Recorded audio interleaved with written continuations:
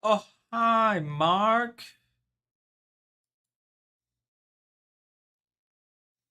Hi, everybody. How we doing?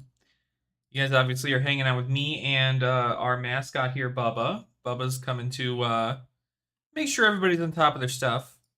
You know, he's just vibing, hanging out, loving life.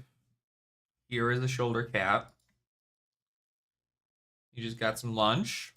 He's feeling good. And now I, as an individual, need to do a whole bunch of things and update some stuff. Because that's what I do. So let me get this out. Let's actually advertise our stream again. Ow, ow, ow, ow, ow. Oh, that hurts, Bubba. We gotta cut your claws later tonight. That's super, super, super, super crazy. All right. So, let's see.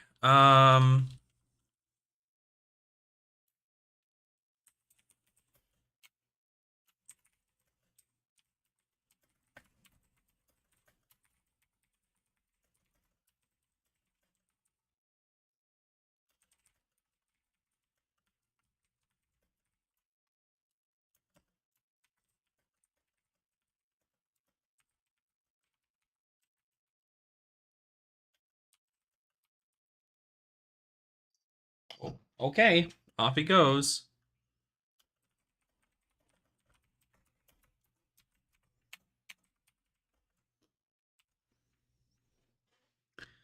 Okay, we're going to then do this. Whoop.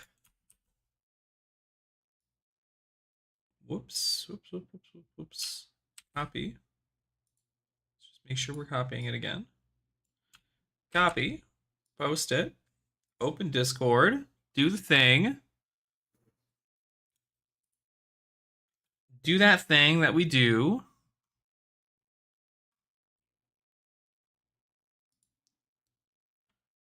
One sec, everyone, while we continue to do this.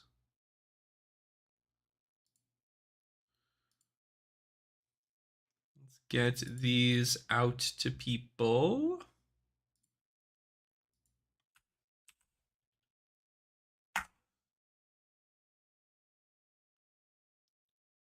Some good old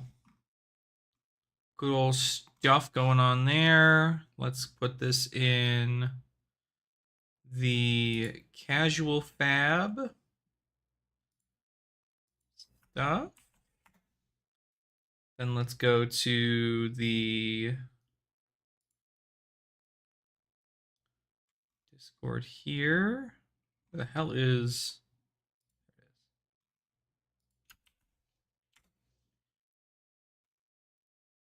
Okay. I think every place is taken care of. We're good to go. The housekeeping has been completed. Completed housekeeping. So, everybody, hi, how are we? Hopefully we're doing good. Let me go ahead and get some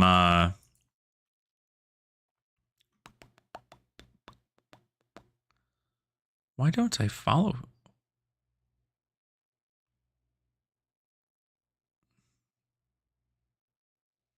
Interesting. Okay, so we got it all up on Twitter. Everything's good there. So, what I first want to do is I want you to look at this number. It's an important number because it is a number that we are growing day by day. Since last week, and now that we've been updating a whole bunch of super awesome stuff, we are now officially at a whopping 1819. There we go. 1819. So getting up there. If we can do 9 subscribers a week, that's pretty freaking rad. So can't say no to that. So thank you all so much for continuing to support the channel. This is the content made for, yeah, exactly, right? So I wanted to talk about like the repercussions for that kind of stuff and really just kind of go over it, because we had, for those of you who don't know, right, if you end up watching this as a VOD, Clash has a pretty, I'm not going to say it's in-depth ban list, right, or like a ban and restricted list, but it is very, very unique, and I wanted to go over it with you guys here. So, and this is kind of the point, right? Now, as far as the deck construction goes, it's one thing. Deck construction in Clash is very straightforward. Only rares and commons, unless it's a mentor, a weapon, or a specialization. Those are, and your hero can be any rarity hero, right? So your hero, your weapon, a specialization, and a mentor can be any rarity, but you cannot have just regular Majestics in here. There have been talks, and I know, Nathan, you and I mean, we've talked about it, and I know several people on the Discord seem to be bringing it up pretty frequently about bringing super rares into the format. And after looking at it, right, I don't personally believe it's necessary. I believe it does help some heroes do a little bit more of what they are trying to do. The camera is like weird anyway, but the super rares are not, they got upshifted to Majestic in History Pack 1. So SR super S, I think it's S. That's the one. I think I'm gonna make Kano too good. TBH, I'm having a hard time beating Waning Moon with Kano right now. Yeah, I think it would. So it's really important to note what we have here as far as what exists in the format. First and foremost, you'd be bringing Endless Arrow into the format. Now, not a lot of people besides you, Nathan, are doing a lot of Lightning Lexi, but Lightning Lexi is pretty good. And Endless Arrow will certainly help out her game plan in some way. Forked Lightning, very powerful, although it did get eroded, but very powerful. You'd also have the introduction of things like Induction Chamber, which is really good for things like slab dash stuff, really just like tanky dash mechanics. You have a ton of really powerful things. Max V gets added in here. Ninth Blade of the Blood Oath, which already this alone with stacked up like, 10 rune chants. So coming in for 9 and then 10 rune chants, this just changes everything. Exactly, right. These are cards that you'd add in immediately. Immediately you'd add in. But there's also some stuff that changes up the gameplay of the format itself and, adds in a little bit of something that a lot of people don't quite enjoy. So, for instance, right, Remembrance. Remembrance is a super rare, and Remembrance is the fatigue play, right? You only have 40 cards in your deck, and if you can play 2 Remembrance, you can have an additional 6 cards in your deck. And those cards can be the ways you beat out other people. You do also have access, Kano's got access to Tome of Aetherwind, which is just crazy freaking good. And then nearly everything else is all already specializations that are available for this. So, like, nobody's going to play Bonehead Barrier. It's not an auto-include anywhere. Nobody's going to play Chains of Eminence. Nobody's going to be playing Crazy Brew. Nobody's going to play Forge for War or Hurricane Technique, any of those cards. They're going to play Iron Song Determinations, Induction Chambers, Endless Arrows, Ninth Blades, Max Vs, Remembrances, Routes, Tome, and Reckless Swing. Those are probably like the only ones that I'm just like, those cards are the cards that are definitely going to be a problem. But I also don't think that it's going to be like the end of the world. The thing of the matter is that these cards, Pursuit of Knowledge as well, I mean, it's not really run that well. I mean, it could be running like Mystic decks, but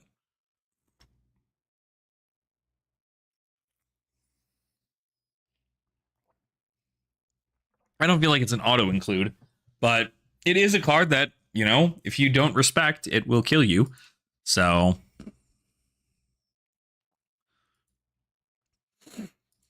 no longer format like this is power. It's insane. Yeah, I mean, I guess I would assume so. I think in a lesser power format, though, you also have the threat of all that armor that blocks really well, and so just blocking like you would any other on hit is really easy to do.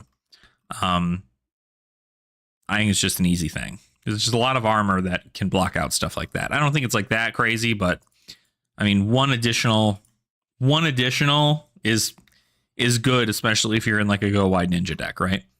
Because you can play this in like, I don't know, you can play it in like Ira or something and do something really, really wild for it.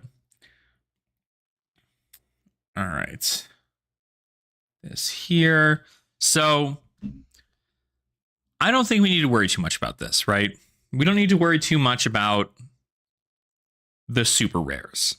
I believe people are just curious because when we say rares, some people will look at the super rares and go, well, those are also rares.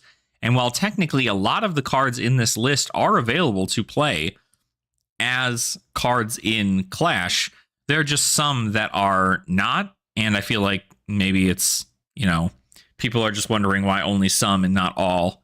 But who knows, right? Obviously, we as a committee can change things as we go. But Kano can already do some pretty disgusting stuff. And it's not that Kano's like the big bad. He's not that bad to go against. But it is really important that thing, especially with the two new wizards that are soon to come out with Rosetta. I don't think that this is going to be the play, and people are going to be like, yeah, that was good. We definitely need to get Tome of Aetherwind. Yeah. Yep, exactly. Like super rares there's never going to be another super rare ever, whereas there will be new rares and so on and so forth. So it is important to note. But that's the other thing is that if some of these cards were shifted down to rare, I'd be like, all right, sure, right? It's not the end of the world. They were downshifted to rare. We can use them. But because they were upshifted to majestic, it does not follow the code of deck construction that we have here. So that is the case. Man, there's no. So we're first and foremost, we're talking about the Clash format. So it's not any of the official formats of Flesh and Blood. We're actually talking about unbanning everything. We're talking about unbanning everything in Clash. And I wanted to get people's thoughts on it. I want to get people's thoughts on what they would see, what they would imagine the meta to be like in a situation like that night. So they're hopefully, you know, I kind of wanted to make it more of like a discussion piece, right? Because I want people to know that the goal isn't to make certain decks super powerful. The goal is mainly to just see where the power lies in these cards. Because personally, I don't know, right? I was not playing when Tales of Aria was released, and apparently there was a skirmish season that Duskblade was available as a card to play, and it was so broken that they banned it in there too. So I don't know what the problem is. We're not, so I feel like changing goes against the ideals of the format. Well, I mean, that's the thing, right? Luckily, it is our format to change around if need be. But I do feel like the card pool is so insignificant and the specializations are already a majority of that pool that we don't need to worry about it. So that's how I feel about super rares. I don't feel like there are cards in here that I'm like, man, my deck will not be able to function thematically as it should if they don't have these cards, right? The only thing it does is it gives them more insane power. Like Route, you don't need Route to play Warrior. Freaking Reckless Swing, you don't need Reckless Swing to play Brute. You don't need Ninth Blade to play Rune Blade. You only played Last Ditch Effort if you're going into Fatigue. You don't need Induction Chamber to play Mechanologist. You don't need Forked Lightning to play Wizard. You don't need Tome to play Wizard. So, it's there from the start, got changed from alpha to format release. Yeah. And I mean, Majestic Equipment isn't a terrible idea either, except Majestic Equipment also includes Savage Sash now, which I don't think is great. I think there's a lot of Majestic Equipment that probably should not see Clash. Like, type equipment rarity M. Bloodsheath Skeleton. That would be wild. Yeah, we really don't want to do that, because at that point, it's literally just anytime there's talk about adding in something that isn't already a part of the general like idea of Clash, it always is such a slippery slope, because it can go one of several ways. Either it goes great and the format stays, unique and fun, or people just go, why aren't we just playing Blitz? Because with Majestic Equipment, and then also, having rares and commons, we would at some point need to go, well, why don't we just add the Majestics in? We already have Majestic specializations, and Majestic mentors and weapons. Why don't we just add in Majestics in the deck? And then at that point, we're just playing Blitz without legendaries, and at some point people are going to be like, oh, I don't know about all that, that might be too much, because it's really not the legendaries that make a deck. They help pretty well, but it's not the reason they win. It's usually the Majestics that do that increase in power level to the point where it's just doing some nasty stuff. So Bloodsheath Skeleton, Courage of Bladehold, very powerful. You got all these Evos that are available for Teklevosen, which is pretty good, because you'd be able to play the things like Arcane Barrier, Teklevosen. Gambler's Glove is a card you can then play.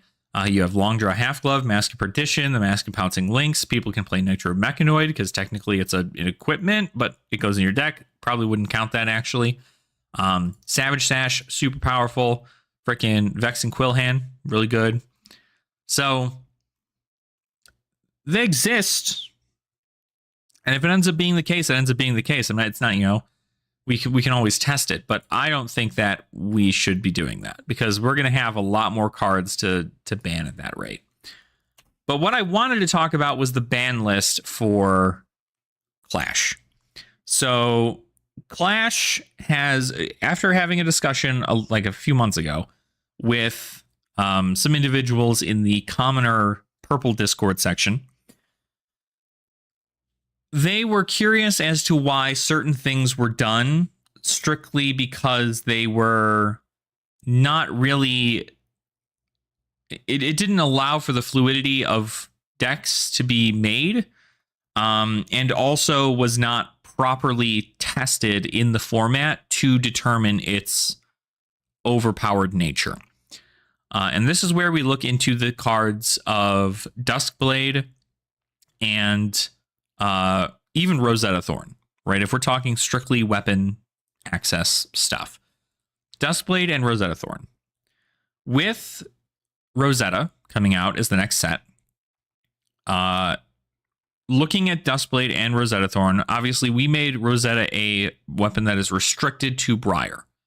But is Rosetta Thorn actually going to be the key card that every Runeblade needs in order for them to play their hero, right? The answer is no. And is it going to be the reason they win every single match? We don't know that either. We have no idea.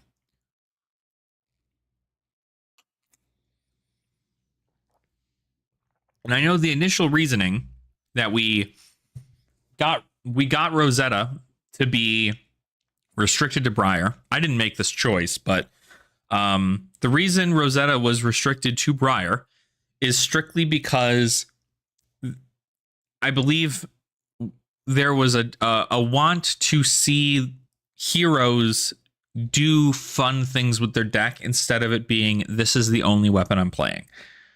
And while I believe that it is a right.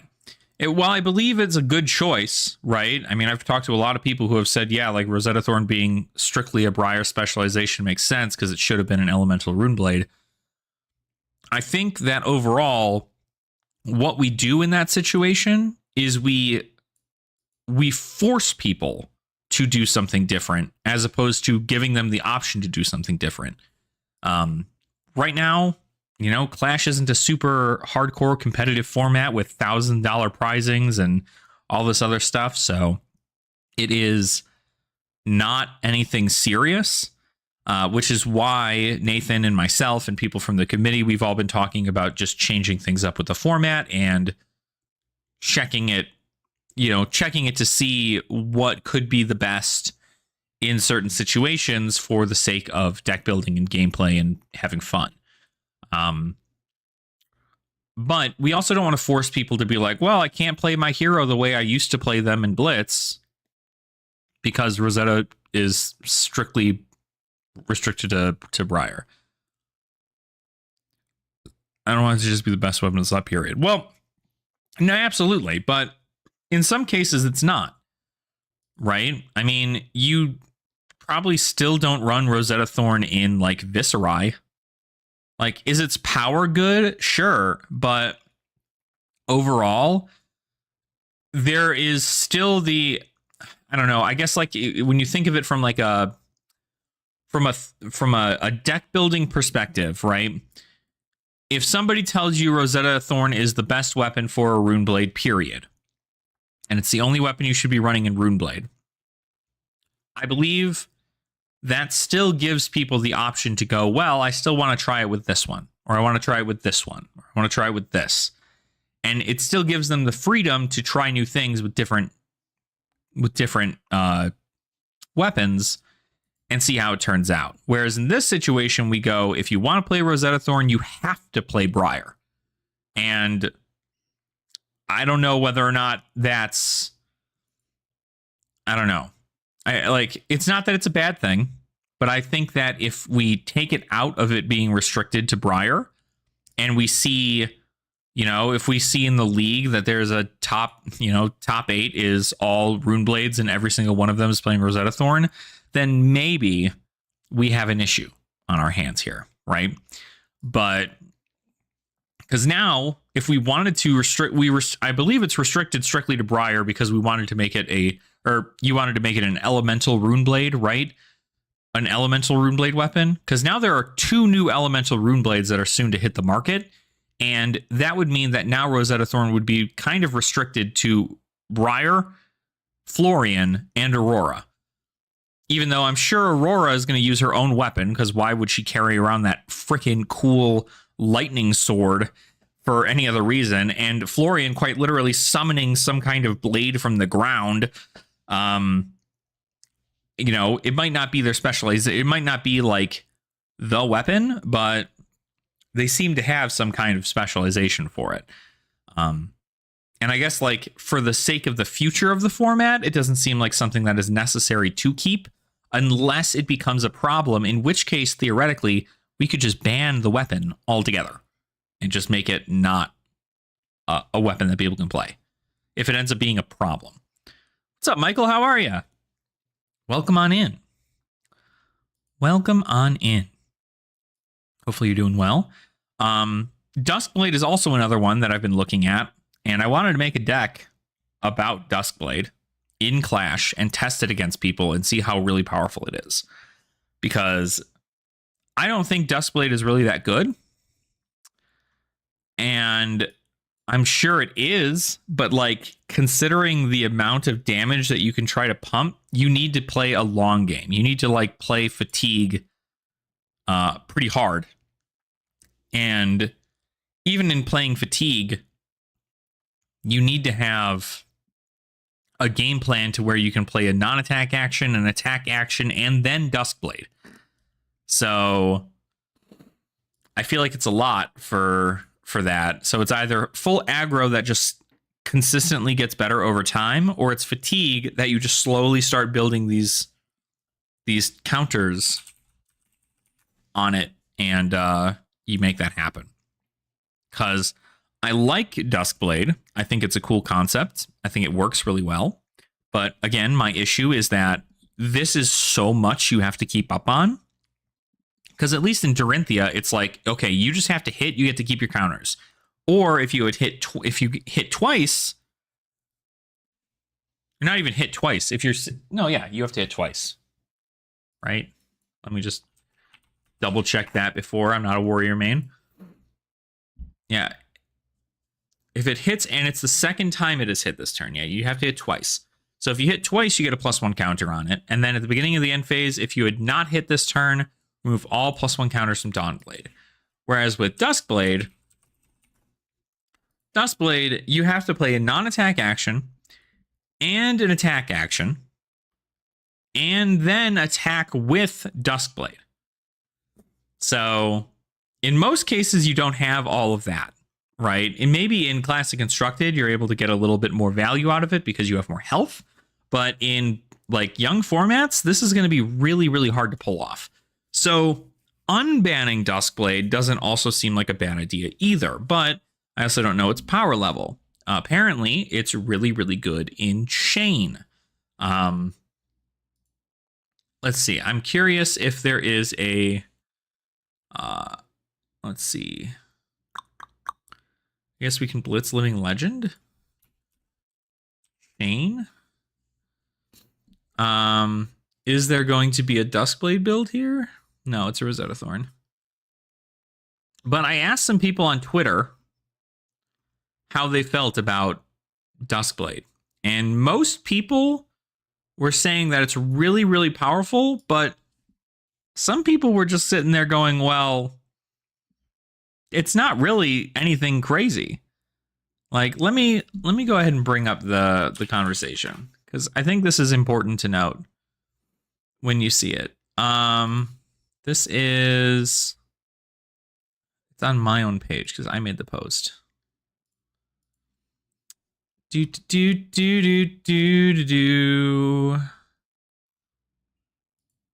Okay. So this is it. I said I have a question for fabtcg for LL players. Have you played with Duskblade, and is it as powerful as you'd imagine it to be? Or does the threat of Warmongers kill the dream? What would its power look like if Warmongers wasn't an option? And the Crazy Brewer went ahead and said, I play Icelander in LL and did not experience Duskblade as a big problem. So we have Icelander here in Clash, already something that can disrupt that. LL has more disruption besides Warmongers, so Duskblade is hard to get more value than Rosetta. Another good reasoning for that, so more stuff in regards to that. Starvo also being a thing. Now, obviously, Starvo we don't need to worry about in Clash.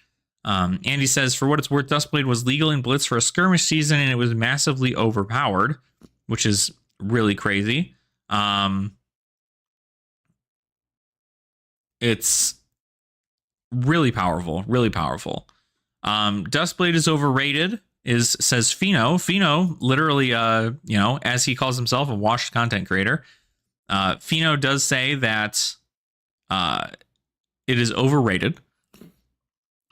And I believe, what is he at? Roger Bodie says, you can't say that until you played at least 1 million games with it. True math is fake. So I liked...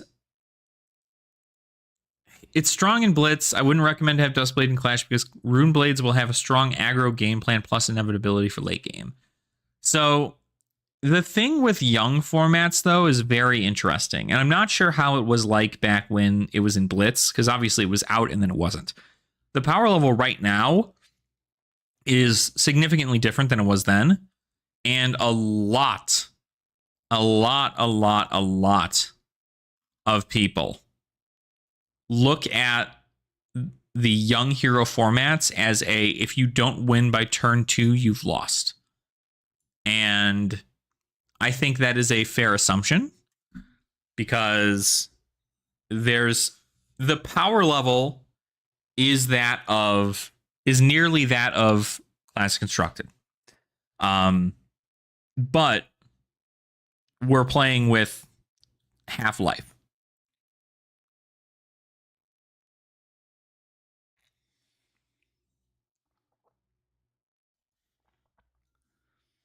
So I'm very curious how that would work out. Now, one thing I don't know that we need to bring back is Drone of Brutality. Drone of Brutality just seems to kind of kill the concept of Flesh and Blood. But Drone would make things very interesting to see how that would work. And I'm not entirely sure whether or not that would be... I'm not sure that would be the move. I don't know if a lot of people would enjoy there being a Drone of Brutality in the meta, especially with the fact that it was unbanned for the skirmish season, the like previous, like I think like 2 seasons ago. That skirmish season had it unbanned, and then it was banned immediately afterwards. They were like, just kidding, don't play this card. It's way too powerful. Yeah. So in that situation, the specializations we still kind of want to keep, right? Like, hold on. Oh God, this coffee is not kicked in yet. The specializations we're still considering to keep, right? Because obviously Command and Conquer should be an Emperor specialization because it is mentioned in the hero text. And the Figments should be the Prism Advent of Thrones specialization, because this also, Nathan, I don't know if you're still here, this might need to get updated and corrected to strictly say Prism Advent of Thrones specializations, because it just says here Prism specializations, and that might be confusing to people. But the other thing we're also looking at is possibly getting rid of the Commoner bans. Now, Commoner is an official format of Flesh and Blood. And Commoner only has a few cards banned in the format. And I think that it's really, really important to note that while it is... Where's the ban list? Card legality policy. Yeah. So, Classic Constructed, Blitz, Living Legend, Commoner. So, there are 4 cards banned in Commoner. Amulet of Ice, Ball Lightning, Belittle, and Stubby Hammerers. Now, if there are some cards that I'd imagine are going to be way stupid in Clash, it's probably going to be Stubby Hammerers. Belittle might not be that bad, but Stubby Hammerers will be a problem all day. All day, every day, it will be a problem. Because, again, 20 health is really low when you consider it. I'd imagine you're probably easy to set up a lot of OTK turns. Really just kind of pop off with a bunch of stuff. It's going to be really, really crazy to see. But, again, I feel like what we should do as a community, and this is just kind of my own 2 cents here, is that I believe that what we should do is unban everything from the Commoner ban list, right? We no longer use the Commoner ban list. We unban Duskblade, we unban Drone of Brutality, and we remove the restriction from Rosetta Thorn. All of those things happen, and then we run several games between us and several people in the community, and then people determine at their LGS what they feel is the case, and then we determine whether or not these cards are brutally bad for the format. If we hear tale from several people, including ourselves, as our testing goes on, that Drone of Brutality was just impossible to get around, and you just died of Drone of Brutality no matter what, You know, if two red drone and 2 blue drone are an auto include in every deck, you're probably looking to get, you know, have an issue there. Now, the other thing is though, is that now we have cards like we have heroes like New, right? And New, if I recall correctly, let me just look up Drone real quick. Drone of Brutality. So Drone of Brutality, if it would be put into your graveyard from anywhere, instead put it on the bottom of your deck. The cool thing is, though, is that in this situation, you could very well use New to get rid of Drone and banish it. Now, of course, if you get their blue drone and then plan to play it, you need to play it so that you know you're going to win with it, because you don't want them to get this back into their deck, because it will go to their graveyard and then will go under their deck. So there is a way to stop Drone of Brutality by playing New. What else? Then, of course, Ball Lightning, right? Now, I have not had the pleasure of learning much about Ball Lightning, but a 0 for 3 go again that says whenever a lightning or elemental action card would deal damage to this combat chain, instead it deals that much +1, sounds a whole lot like Stubby Hammers, but in a action card. That's pretty good, right? Especially since this can actually be affected by Stubby Hammers, because it's a 3. So you can have this get bumped up to 4. Let's just confirm that, right? Stubby Hammers. Yes, destroy Stubby Hammers. Attack action cards with 3 or less base power get +1 while attacking this turn, which means that theoretically you can make turns where Stubby Hammers into Ball Lightning, into, you know, several other lightning or elemental attacks. If you're playing something like an elemental Runeblade, or even in this specific situation, you can play it in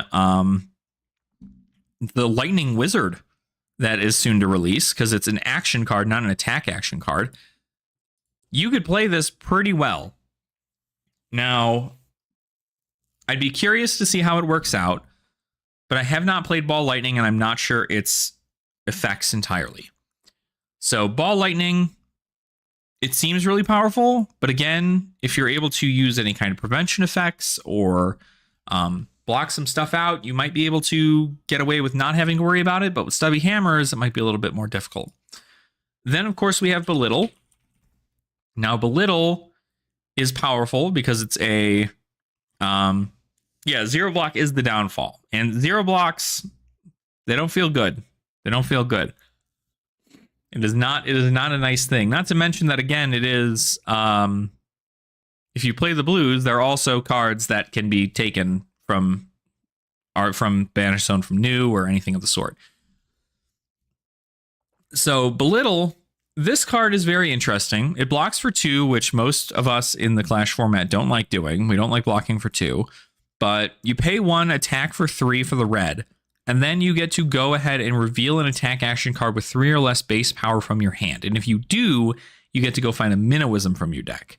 And Minnowism, usually in this situation, you're probably playing the red to then get the blue, so you can get more resources. Because you're essentially just going, I'm going to pitch this card, play Belittle, reveal a 3 attack or less, go get blue Minnowism, and then you're going to use it for pitch.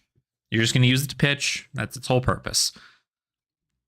I believe chains are long enough in this format already, and this was mainly a big issue in like Fi, but I don't know that it's going to be enough to change up the game entirely. It is a generic, though, so everybody can use it. It's not strictly for just one class.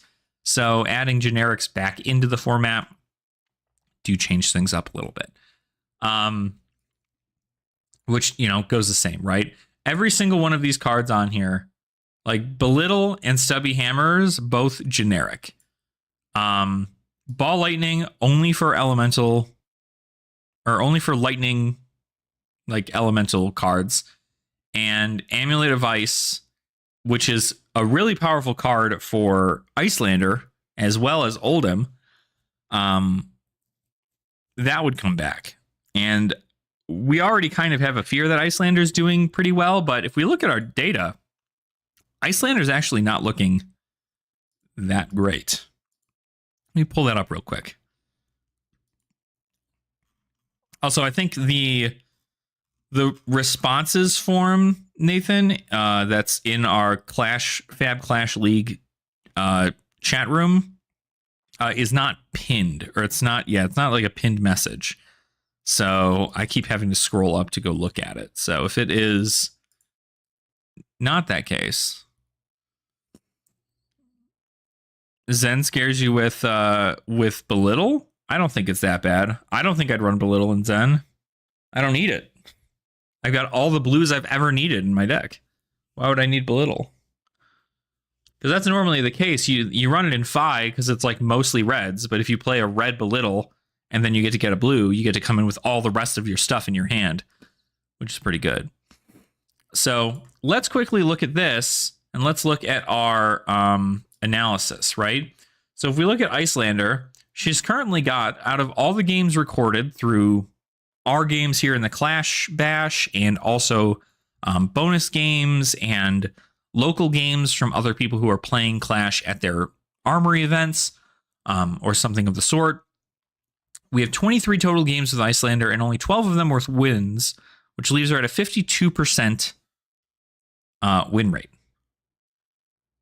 Please, so you can transcend from another card from your hand. I mean, like, it's good, but you also have to break the chain to do that.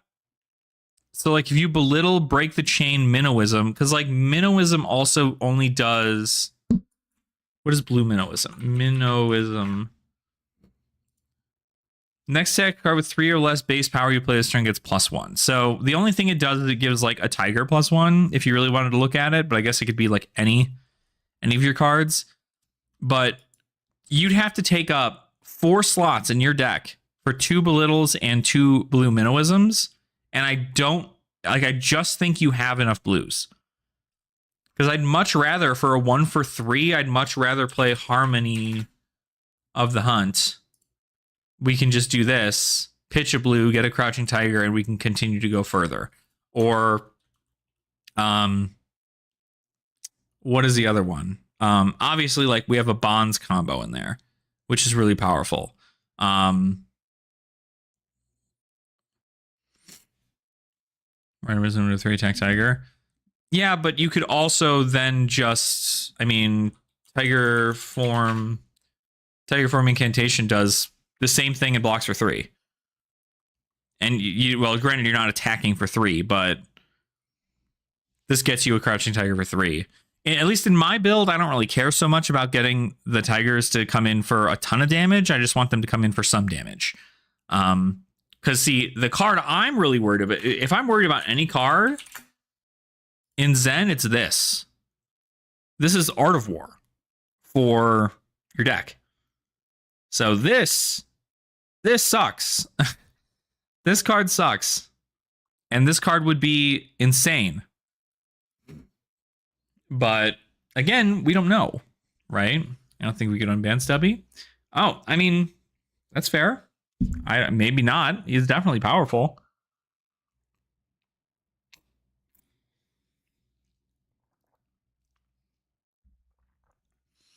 Because if we do that, right? Let's take a look at my Zen deck real quick. Zen Clash. So if we removed Tearing Shuko and we added Stubbies, what in my deck gets +1 from Stubbies when I pop it? My blue Bonds, my Aspect of Tiger Body, my blue Descendants, my 100 Winds, my Pouncing Keys, technically, and then my Tigers and my Flying Kicks. That's it. I guess that's a lot. It's quite a big turn to add on something like... So if I like blue Descendant... If I blue Descendant, play a card, transcend, pitch it, get Bonds, play Bonds... I mean, shit, even if I play Bonds for 4, I then go get Aspect of Tiger Body from my deck if I have one in my grave. I then play Aspect of Tiger Body for 4. And then I play a Tiger for 1. Or really, I can probably Kakara and then Tiger for 1. Yeah, I Kakara Tiger for 2.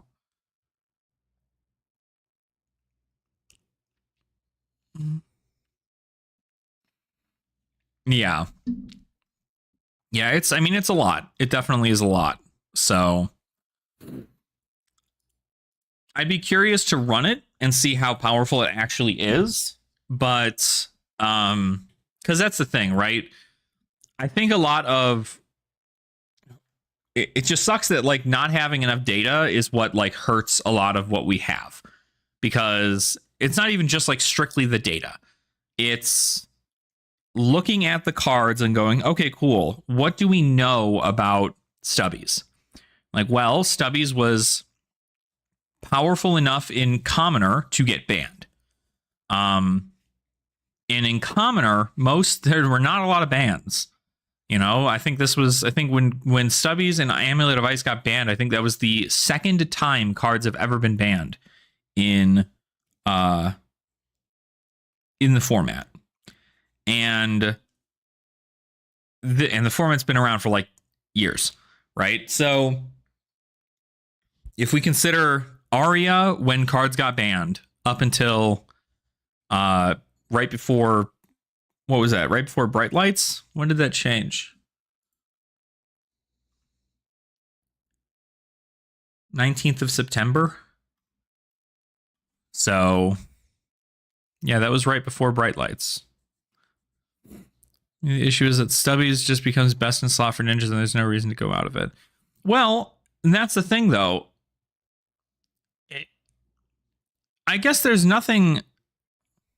I basically go. I don't like best in slot equipment. Basically, can go with whatever. The Vicelander and Commoner, I 9-0 PTLE Commoner event with. Oh, nice! There you go. Congrats, Mark. That's awesome. Do you think she did very well without Amulet of Ice? Because I know she does very, very well in Commoner, right? I mean, she's right up there with all the other heroes. But oh man, I was like talking to the winners of Commoner never end up getting the spotlight they deserve. I thought about making like a podcast, or not a podcast, like a talk thing where I end up getting people in for this to give them their spotlight to talk about their experience in Commoner. You hate Amulet in Commoner. Wow. Okay. Interesting. I thought it was an auto include, but I don't actually know enough about Icelander, so that's very true. Yeah, the only difference with Icelander in Commoner to Clash is that you're able to use rares and specializations. So you have access to things like what the hell's the name? Frost Hex and blah blah blah blah blah. What's her other one? What's her other specialization? Why can't I think of it?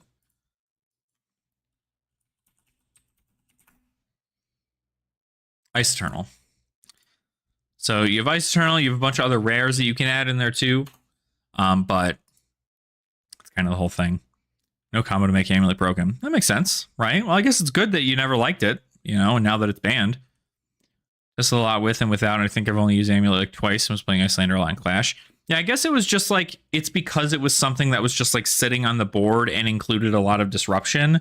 But I guess in most cases, you're not really like super fusing unless you're fusing an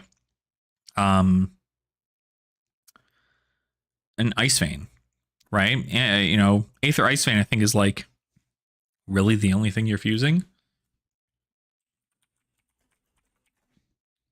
But, you know, if you play Amulet of Ice, or if you have Amulet of Ice on the board and then you Ice Vein and then can fuse and then also destroy this to have them get rid of more cards in their hand in order for you to just be able to start discarding, right? Because Aether Ice Vein for 5, fused, on hit, discard a card or pay 3. Aether Ice Vein 2. So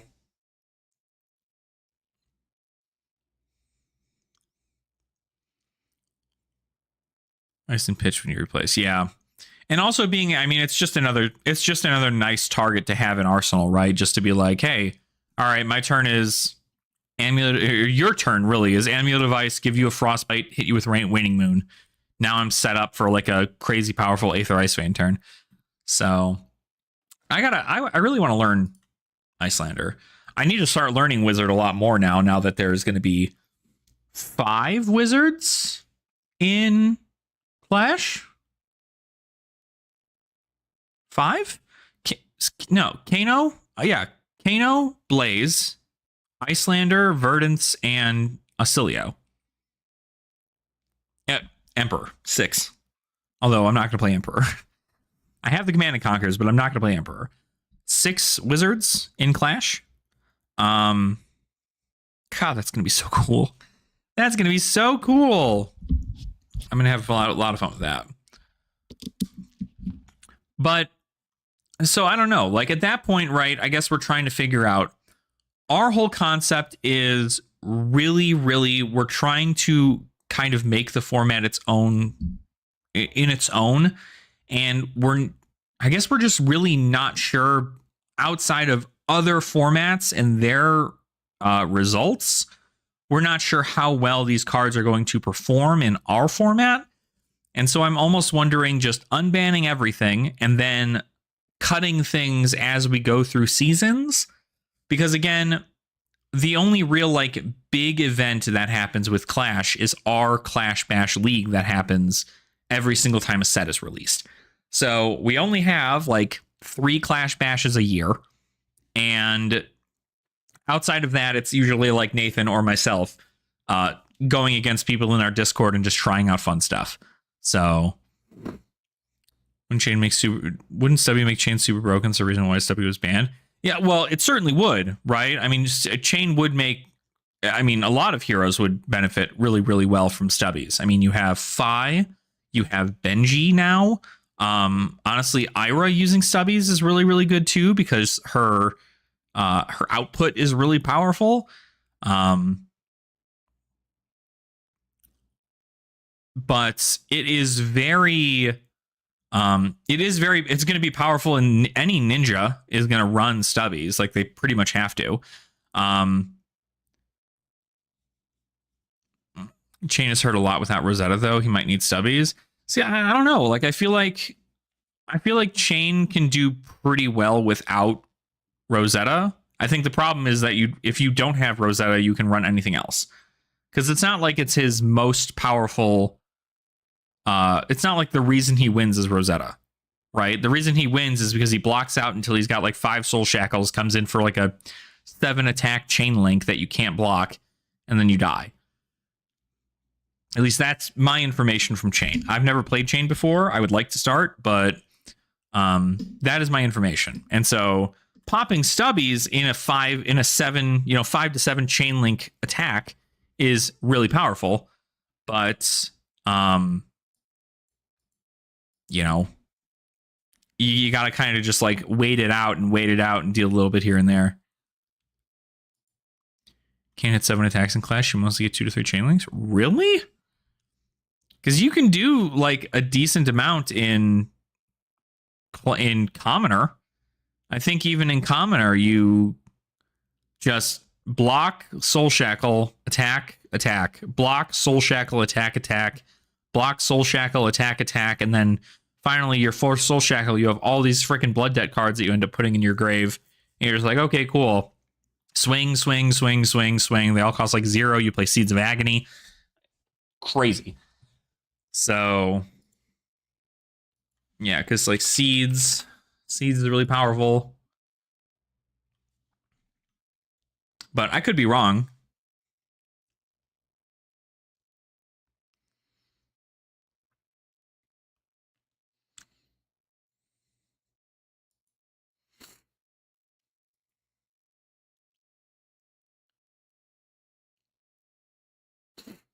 Right, yeah. I mean, I guess, yeah, most Blood Debt don't have go again. So, like, talent, shadow,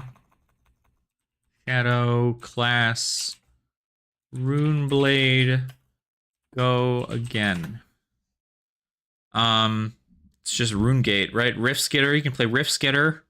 You can play, although Rift Skitter you can't actually technically play. You've got...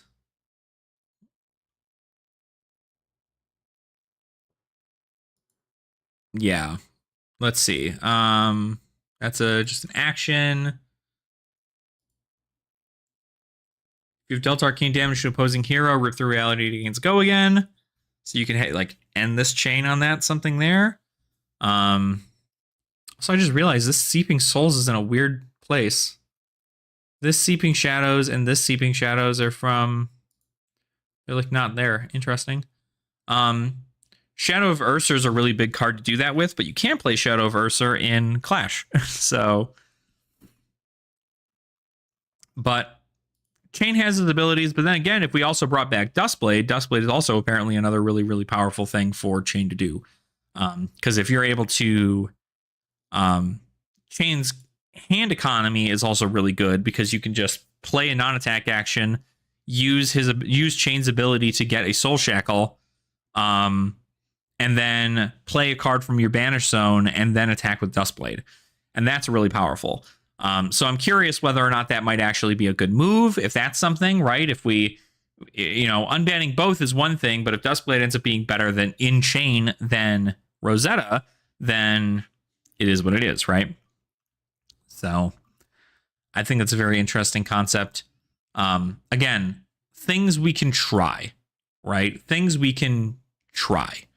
We are not going to make them a big deal, I guess. We're not going to sit here and go like, yeah, like, this all needs to change right now. Like, we're very casual about when we do things like this, and we obviously put it up to a vote. But I feel like if we're not going off the common or ban list, we could make our own ban list, and we can determine through our community's voices, as well as our own testing, that certain cards are overpowered and do not need to be in the format.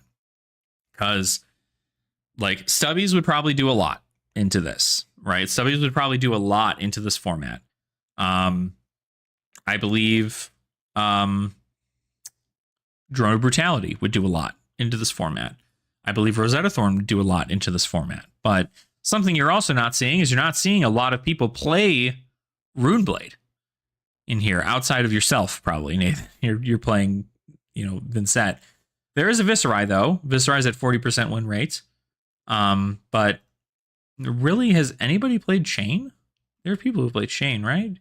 4 games with Chain, 50% win rate.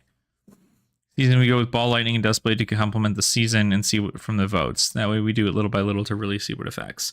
We can do that, sure. I also think that we could probably just do Rosetta as well and see how that works. Because if Rosetta ends up actually being crazy powerful, then we can just be like, okay, cool. Rosetta obviously was the must run in every single deck, and we just decided to go out from there. But we can do it little by little, right? Just to complement the set. I wouldn't mind that.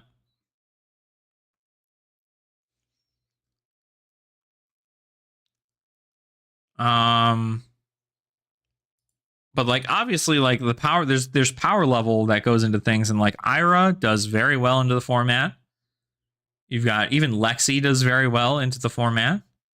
Dromai and Azalea have some good ratings here. You've got Zen at an 80% win rate. You've got, what else has got a pretty nasty win rate? Technically, Yoji's got 100% win rate. Max Nitro, 67%. But yeah, I don't know. There's a lot. There's a lot we can go over and a lot we can try, but I mainly just wanted to get people's thoughts, their ideas into looking into this and being like, hey, is this something that maybe we look into? Because I want there to be a way that we can determine this and kind of like bring this down, because I don't like, I know that it was discussed as like cards that obviously were a problem in other formats, and that they'd obviously still be a problem in our format, but we don't have the actual data that they'd be bad. And especially as Flesh and Blood continues to grow, and obviously we have seen a huge shift in power level as these heroes have come out, right? I mean, Zen doing very well, New doing very well, Enigma doing very well, all of them being pretty powerful. I mean, actually, believe it or not, I don't know if you saw, Nathan, but in the Purple Discord in Commoner, apparently the gold foil event at Nats for Commoner, the person who got second place was on Enigma. They were on Reality Refractor Enigma, I think.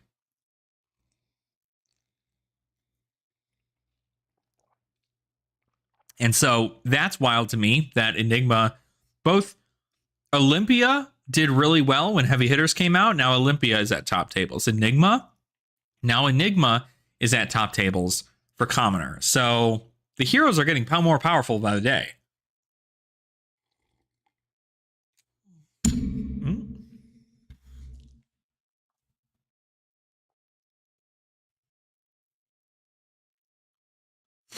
Yeah. Well, exactly, right? Like, that's the concept. If Ira ends up becoming way too powerful, is bringing a different hero up going to be more beneficial? Because I believe that the aggro potential of Dash is way better than the aggro potential of Ira. Like, most of Ira's cards block for 2. Sometimes they block for 3. But most decks, like, I mean, especially if you look at something like Dash is just, you played against my Dash. Like, I'm able to commit 15 to 18 points of damage a turn almost. And like, eventually you just lose to that. Like, there's just nothing you can do to that. So, and the only thing that's really honestly, the only thing that's really saving ninjas at this very moment is the fact that they have battle-worn armor. Battle-worn armor is really good because they can just block out 3. They have 3 additional health. 4 if they end up using a mask of shifting perspectives, or a mask of many faces as their headpiece instead of mask of 3 tails. But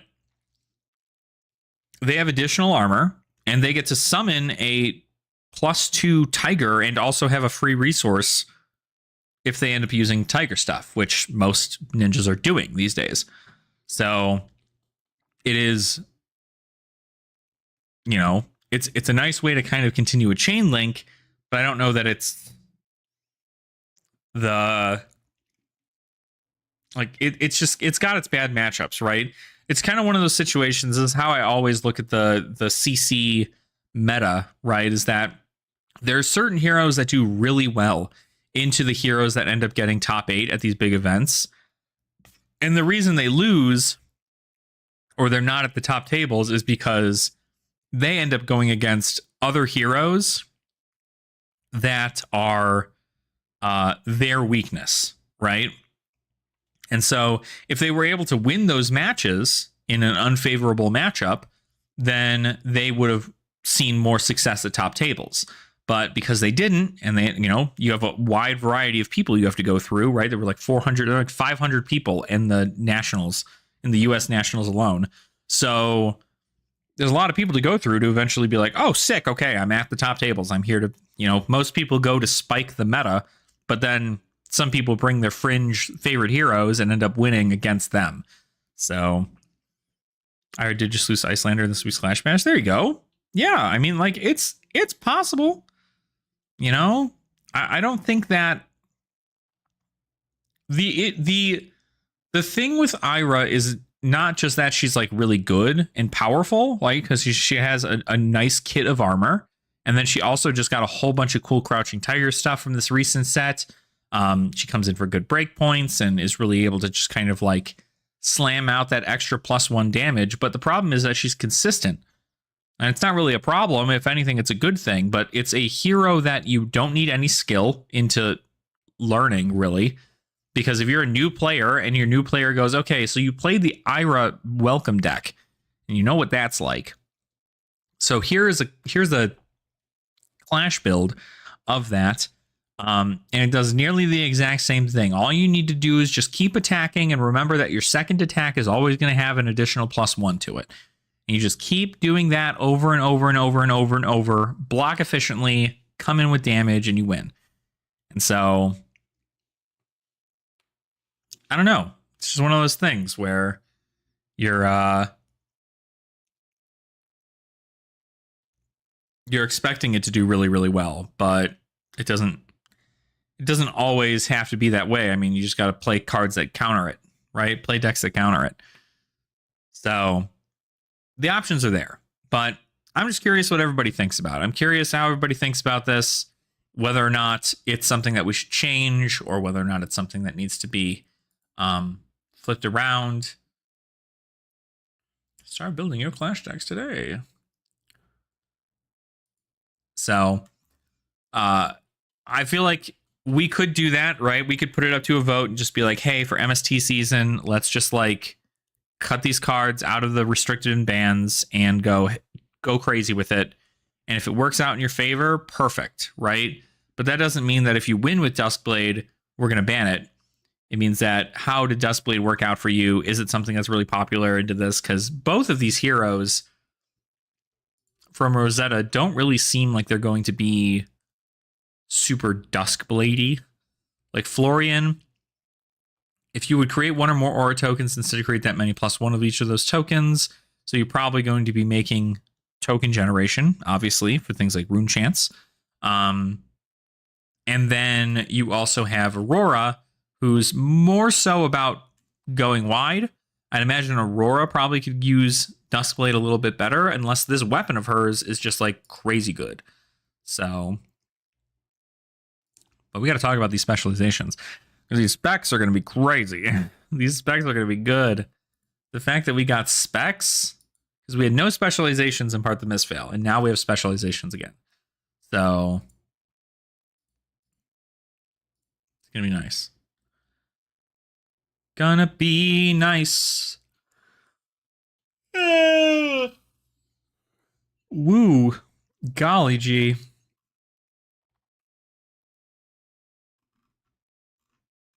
But yeah, so sick. Super awesome. Always happy to see it. That's kind of that. I did want to talk about my games. I know from the Clash Bash, I realized it doesn't change until you go over here, and now my whole thing is different.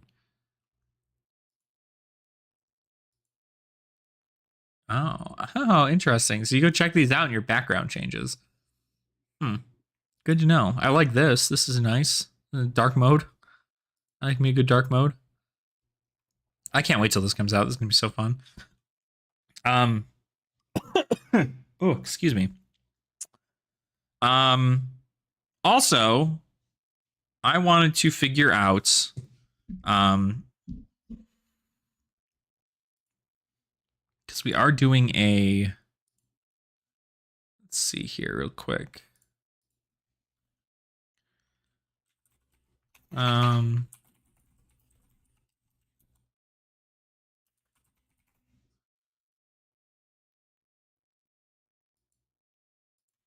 Live stream.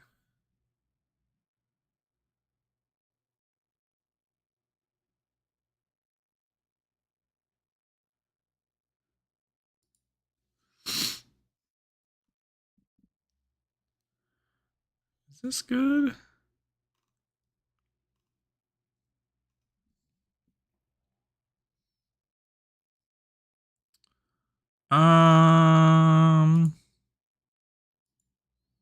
No. Trying to find out what.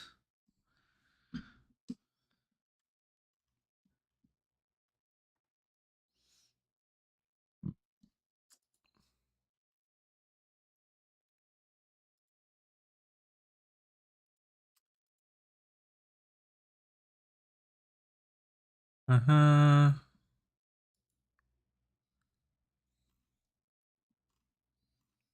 gonna do just doing some research here real quick on how to do giveaways.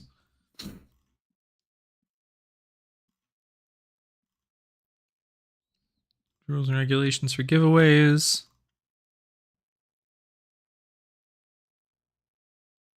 Do giveaway rules in the first section as follows. Your reward system.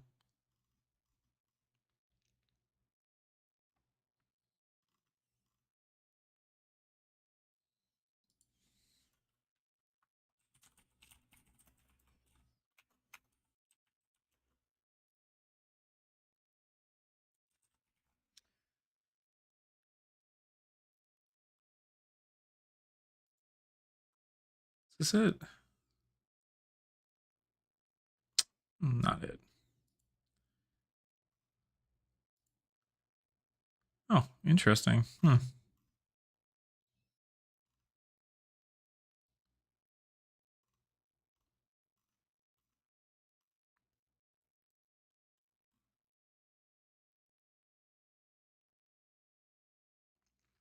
Interesting. How does that work out? I'm trying to...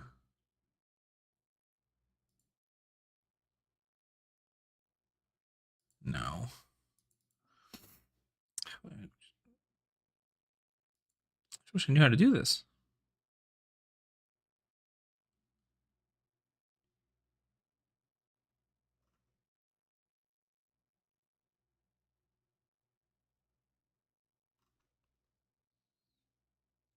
It's not a bad idea. I think we can probably do that. That'd be pretty good.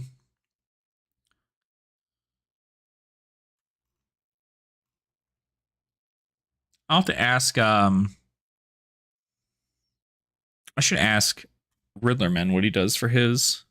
Because he's got a thing set up where he can set it up to where members get double points. Or double like chance to win a giveaway, and I'm like, I kind of want to do that. That might be a good idea, but I don't have the sources. Let me double check that real quick.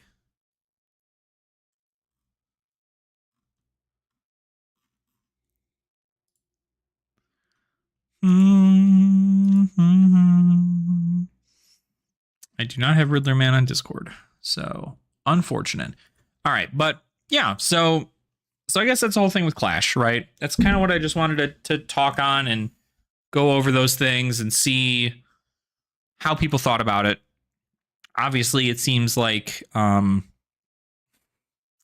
much is happening here in chat outside of me and Nathan having wonderful discussion. So hopefully I'll see some comments online. We'll go from there. I did release earlier today.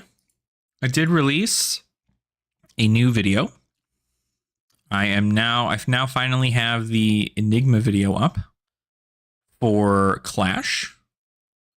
So we have that up now. Very excited for that. And yeah, I think we're in pretty good shape here. So we've got all three of the heroes there. I think now I need to just get those games that also, Nathan, I hope you got the videos I sent you for that. Oh my god, our numbers changed. Hold on. My thoughts on countering Enigma with new. I don't think that it's a huge counter. I think I'd rather counter Enigma with Zen. Zen is significantly more consistent. And Zen will just plow through Enigma any day of the week. New, on the other hand, you have to really make sure that you have the right attack reactions at the right moment. Now, luckily, their ward isn't like super big in Clash, so it's not like it's the end of the world. You know, you're not looking to have somebody ward 10 or anything of that sort. but it is quite powerful to it's quite powerful to, I don't know, I guess, like, how do I explain it? It's not bad, but new doesn't really excel super well into it, because not only is new almost never blocking with actual cards that are attack actions or actions that you can use, but she's also using a bunch of ward. So I don't quite believe that it's worth it.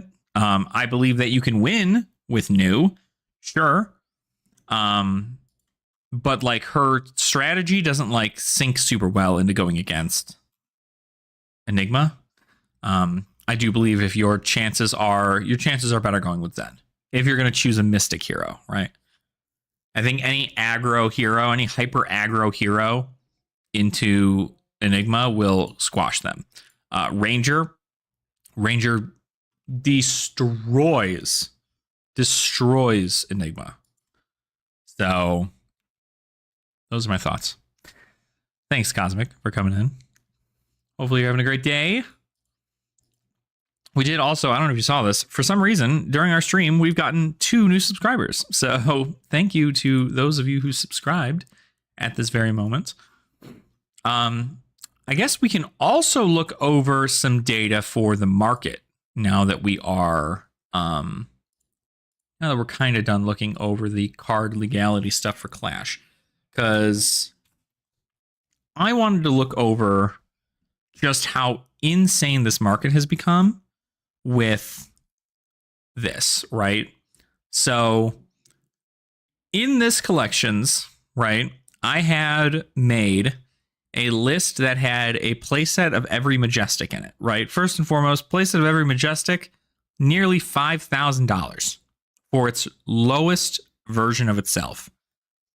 Kind of insane, kind of crazy. So just keep that in mind.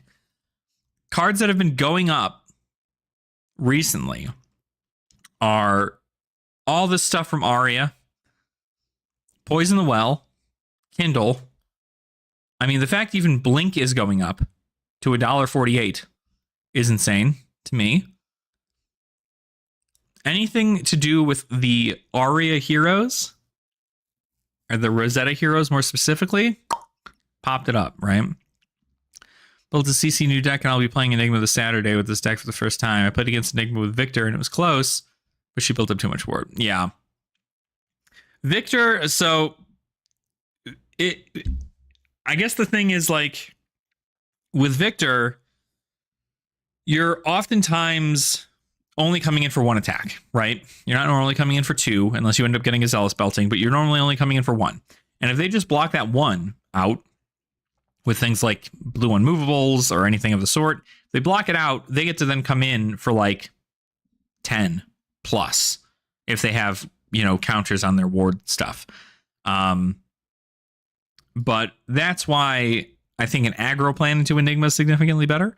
But I do believe that New still has some good stuff. Obviously, you can utilize her ward cards in her Banish Zone to block out some of her damage coming into you. So that is very good. You can utilize those cards. The blue instant speed cards, if you're able to banish them from their grave or from the top of their deck. But you're not going to be able to banish them because they're not going to block your actual thing. Intimate Inducement might be a good thing to bring into that too. Because Intimate Inducement can take blues from your opponent's deck and then put them onto the battlefield as blocking cards. But they're not going to be considered actions. There's still instants, so they're not going to get banished. So Intimate Inducement might not actually be a good call into that, now that I think about it. But yeah, like, a lot of these Majestics are doing super, super, super well.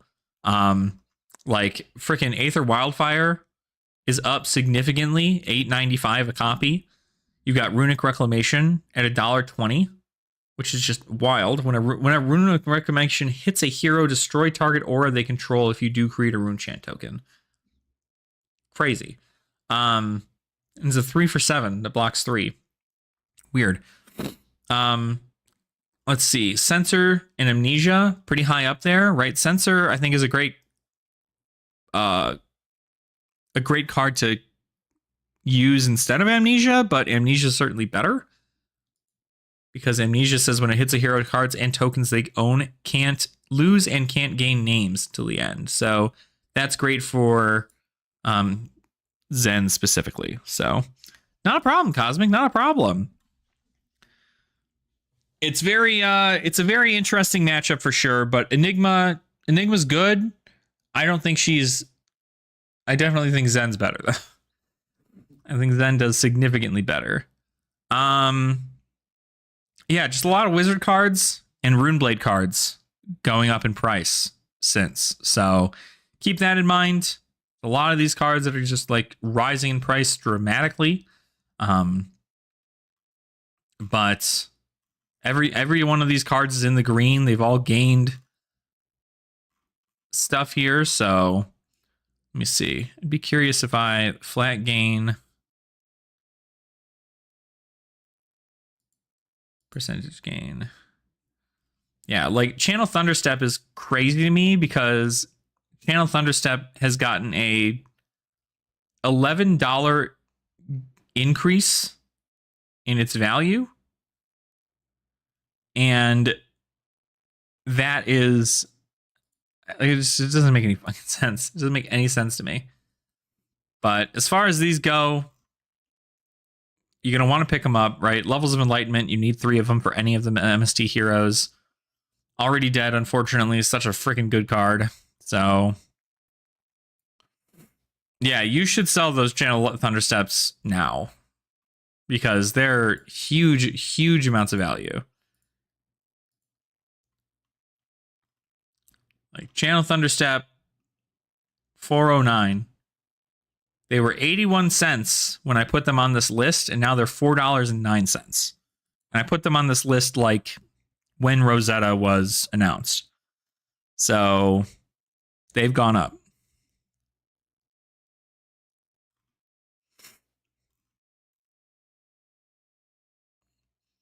But, I mean, Channel Mount Heroic is huge right now. Like, when I put it on this list, it was $2.43. Now it's $7.51 on a market, except I think it's a lot more.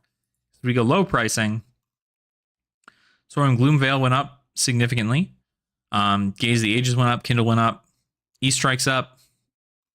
Channel Mount, $4.50. Which I'm happy because Channel Mount Heroic is like $15 or some nonsense like a second ago. So, do you think Codex of Frailty would drop more in price? I don't think so. I don't think Codex of Frailty will probably ever drop in price unless there is something that is just significantly better that you'd run instead. Codex of Frailty being a dual class card, so it's able to be used in Ranger and Assassin. That already gives it a pretty high price point, but not to mention the fact that it is just one of the cards in the game that has the absolute most value out of just playing it in and of itself. Because getting to give your opponent a frailty, give yourself a ponder, make them possibly discard a card if they don't have an arsenal, or even just the fact of you getting a card into your own grave on a 0 card hand, or getting a card from your grave into your arsenal from a 0 card hand, there's only value in that, right? There's only value for that.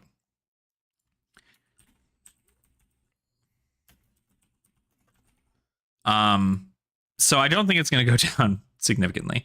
Yeah, this went down a lot. You see, this was sitting at like $10, $15, and now it's at less. And it's just one of those things, right? With these, you did miss the spike. It's funny because a lot of people are looking at this and they're just like, I don't even know if I'm going to run this. Like, it might not even need to be run. You might end up just playing the amp card instead. So, the dashboard stuff. Probably don't need these up anymore, actually. So, pretty good, right? And if you look at them from a low, 4,235 for these, not terrible.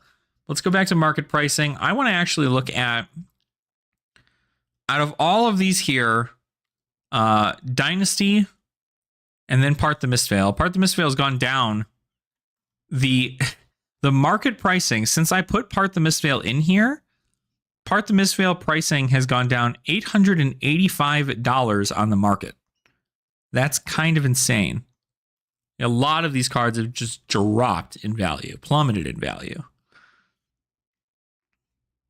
First Dead Tales of Aria is still super low. I figured it might have gone up. Might just pay my case and do it. Let me limit them. Did it really? Tales of Aria. First edition case. Yeah, it did get lower. That's wild. I shit you not. I think, yeah, right here. You should have gotten in with this guy. This guy made money. This guy sold his for $324.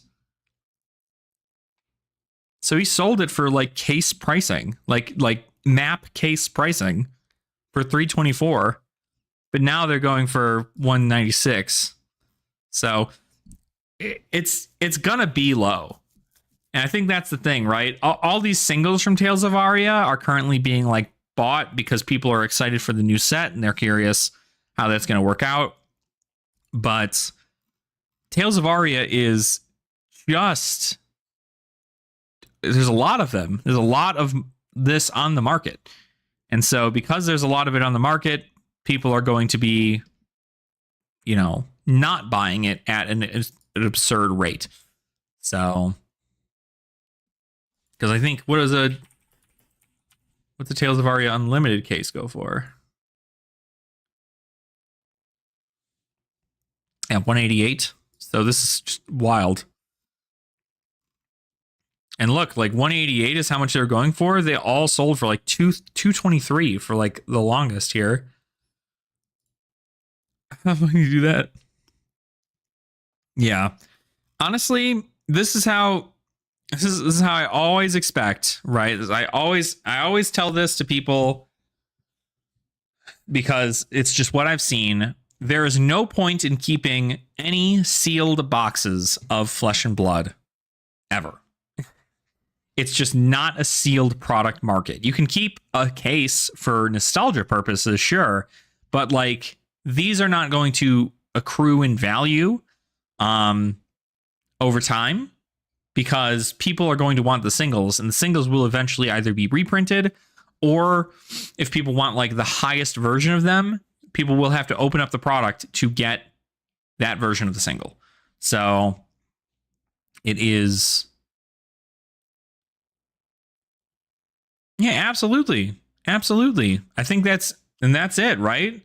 Sell, open up stuff, have fun with it, do a draft at home, or play a sealed Tales of Aria with some people at your locals, and then just take the cards that everybody has and sell it, right? There you go. Yeah, you could just sell it, because like there's no reason to keep any of it sealed, because it's not ever going to gain value being not in the box. You gain so much more value by having them open. Even if you don't make your money back on the box, you still made more money then than waiting for somebody to buy it. Because not only are box prices low, but you have so many, like, I don't know, like there's like a bunch of like case exclusives, and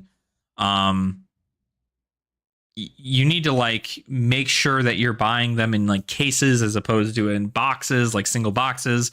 I think it's a rarity. Most people will buy a single box at any point now. So great for limited, but then never did anything with it. Yeah. Yep. I mean, it did.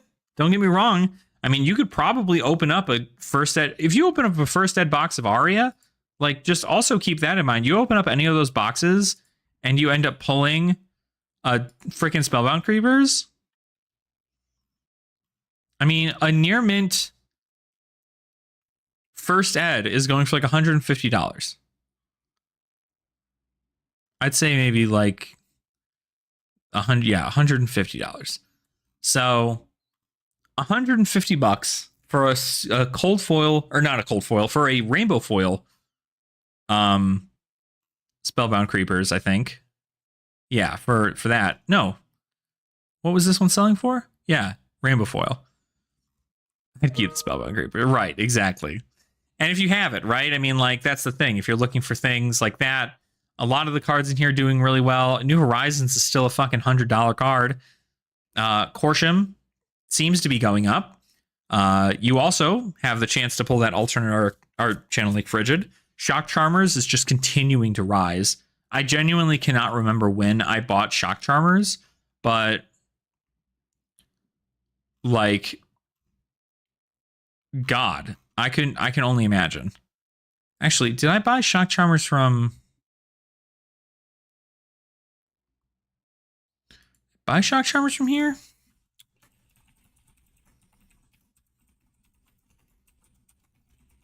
I have to see. I have to check.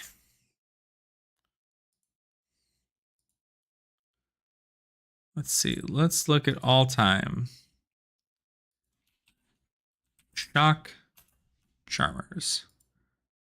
I did buy it from here. I bought Shock Charmers Lightly Played Unlimited Edition Rainbow Foil for $45. Right now, they are selling for...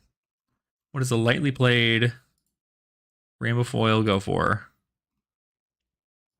It goes for $80.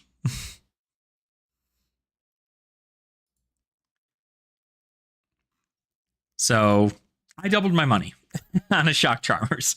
Now, obviously, this has to have use, right? This is all hype right now. You can see this graph. It's all hype. And this is like, so it's so insane. This is what I almost genuinely want to, I want to check out more stuff in regards to, what the fuck do you call it? Oh, that's right. It is getting printed in Japanese. That is important. That is an important thing. So it isn't. So it is important. It is a good thing. Shit, that's cool. It's a good thing I have Shock Charmers. I realized I got Shock Charmers, but I also recently just bought a Grasp of the Arcanite. I bought a Grasp white border for $45 or something. Grasp of the Arcanite. Oh. Oh, never mind. Okay. So it's all still about the same price. So this will be kind of cool.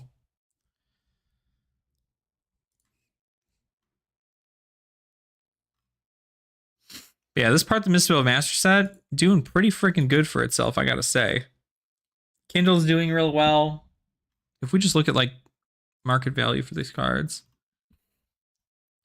so good. I like seeing that's crazy that the Zen Marvel is just so cheap compared to new. Like, there's no way that's the case for the low market, right? It's probably... It's still, wow.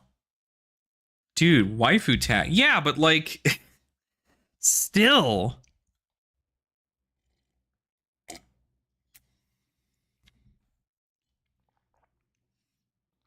I mean, $270. Or you can play 166 and have a Marvel for like a good hero. Young Enigma's the best. You think so? Dude, I even like just Marvel new. I want to buy her so I can play her in Clash.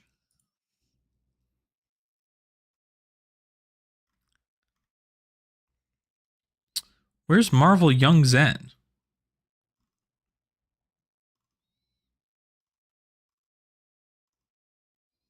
I had to have passed him. There's no way. Did you?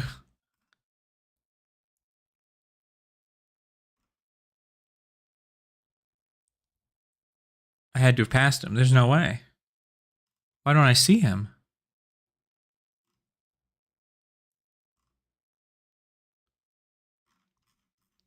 Hold on. Hold on. Did you just not add it in here?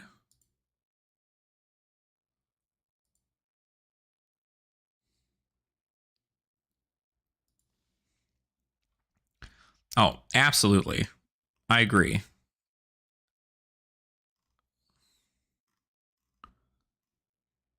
Yeah, I guess he just wasn't in here. Okay. $42. That's so cool. I want to look at the Marvels for... Yeah, I agree. I agree. They're so nice, too. All right, let's look at the heavy hitters ones, right? So we've got... These have even, like, significantly gone down. 142 for KO. Betsy, obviously, $79. The Young Heroes, this is what's wild to me. $42 for a Kasai. $35 for Olympia. $28 for KO, $25 for Victor, and $21 for Betsy. For Marvel Heroes in Young format. This is crazy. Like Marvel Kasai, I think this Kasai looks so much better than this Kasai. But that's for very obvious reasons. I even think this KO looks cool. Well, this KO does look really cool. I even like this Betsy more than I like this one. $12 for both. There you go. Yeah, it's not a bad pick to check out cold foil weapons. I'd be curious to see if we did. Let's create something real quick. Cold foil weapons. So if we do cold foil weapons, weapon. Oh, whoops, hold on. Edit. Weapon. Hopefully it doesn't do the thing that I think it's going to do.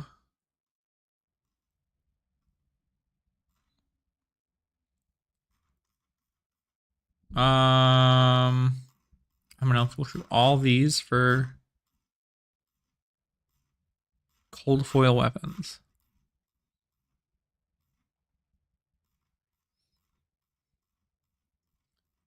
Okay, well, it is actually all weapons, it looks like, so...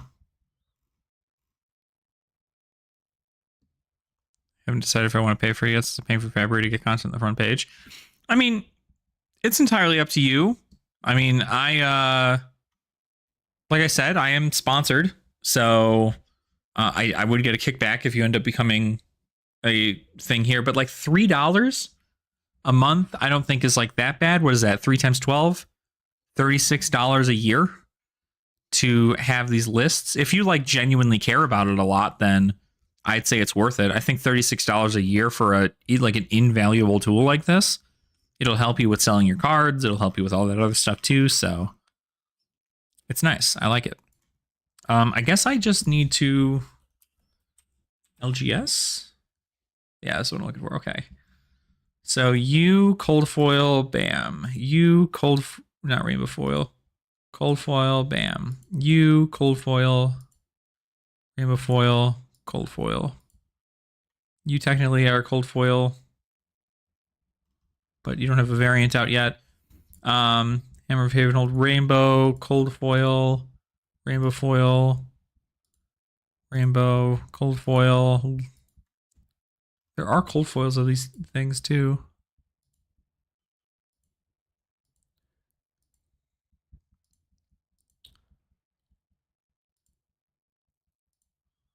Add unlimited.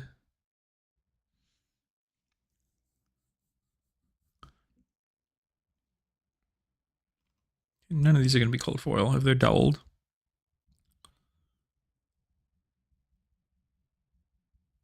Oh, that's right. I just wish I think this is one thing that I wish I could do is just like search by cold foil. Maybe cold foil. No, it's gonna like have it in the name.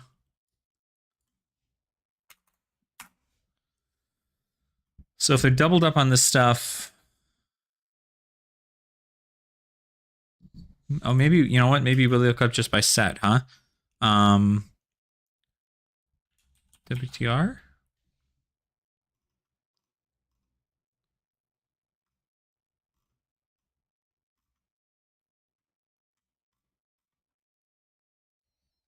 Yeah. That's something that I can, we can bring up to them too.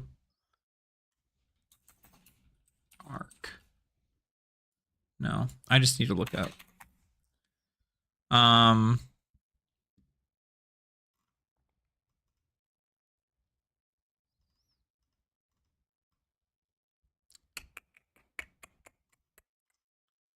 just need to get rid past all the tokens and everything.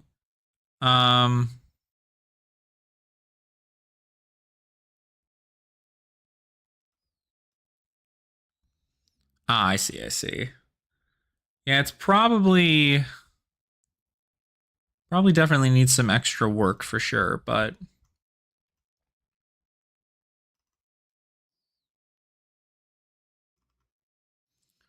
Beckoning Mistblade, Crow's Nest.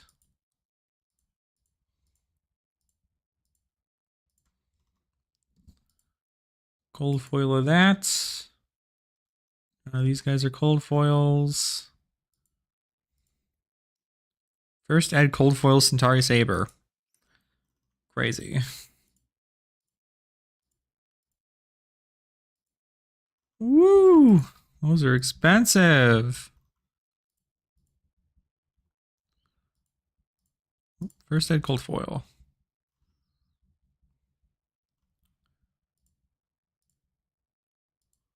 Damn, first add cold foil of Dawnblade is only $31. That's actually pretty good. It's a golden Dawnblade. Dawnblade Resplendent, cold foil. Death Dealer cold foil, $37. Decimator Great Axe in cold foil. Dreadbore in cold foil. Dread Scythe in cold foil. Duskblade in cold foil. Edge of Autumn in cold foil is a lot, I think. $26, not bad. Flail. Cold foil Flail is $5. Cold foil Galaxy Black. And then, of course, the alternate art. Dread Scythe and cold foil, yeah. That's a good pickup. I would suggest picking that up for sure. Hammer. I think I already have Hammer on here, but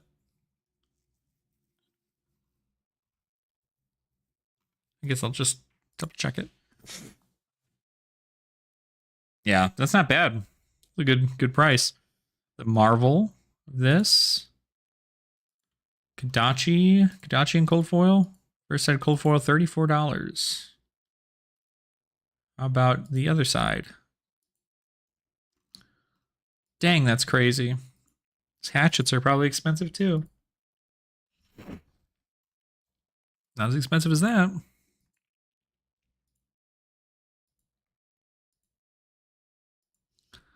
Cold foil.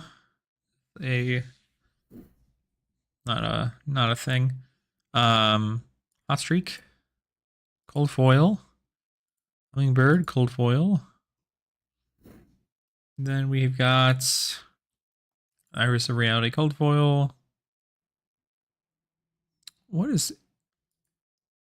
did this come out? This must have been a promo from something. It's a different Iris of Reality. Oh, this cold foil is only $35. Oh, this one came from the set. I see. Well, there's no way this other one is that too, then, yeah? Oh, no. That's Hummingbird. Hummingbird was the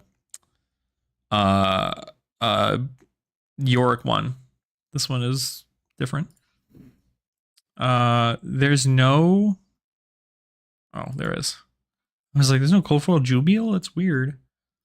Kraken's Aether Vein. I heard you guys talking about Kraken's Aether Vein earlier. Cold foil Luminaris. Cold foil Mandible Claw. Cold foil the other side of Mandible Claw. Merciless Battle Axe in Marvel. Get that thing in there.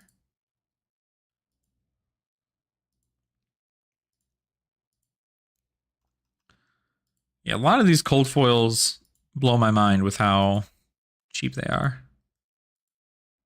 Cold foil Nerves. Cold foil Orbitoclasts.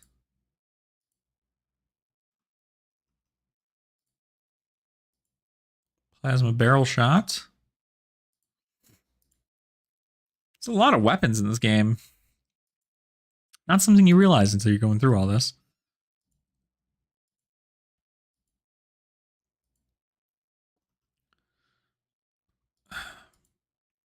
Rock.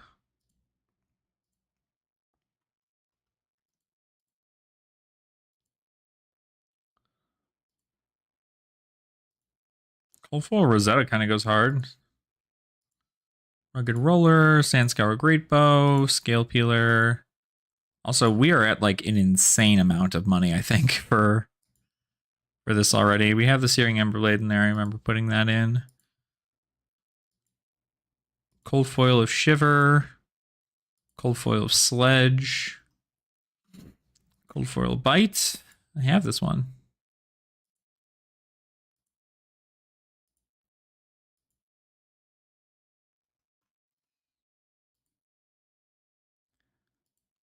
Cold foil Storm of Sandakai probably goes hard. $3.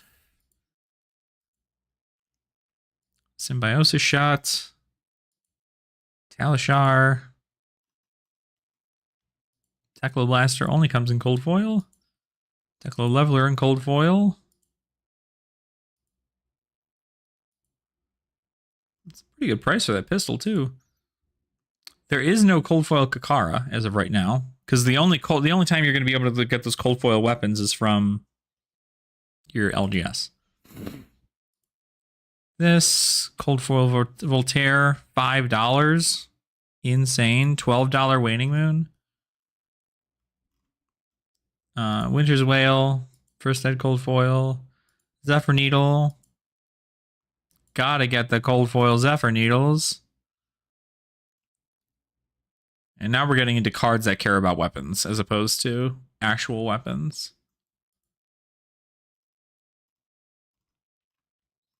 I knew this was going to happen. Okay, well, I think that's it for this then. That must be all the weapons in here then. Yeah. Yep. Okay, so then let's go to our collection real quick and check this out. First and foremost, $3,000. The highest market value for a lot of these. It's this gavel. A lot of these are really, really cool. I don't have doubles of anything, right? I think I do. Double check one more time. Imagine having $3,000 of value in just weapons alone. Like, these are good investments, I think. Cold foil weapons. Because, like, they're going to be used.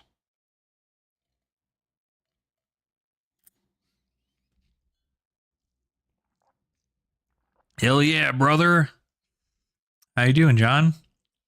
How are you doing in the Clash Bash, bud? You having fun? How's Dromai working out for you? 2-0. Yeah, we're on that same train, buddy. Let's fucking go. Let's go. 2-0. Maybe we'll go against each other.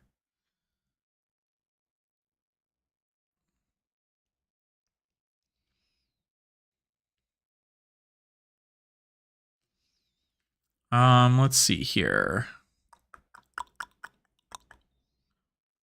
Just want to make sure I don't have doubles of anything in here. I don't think I do.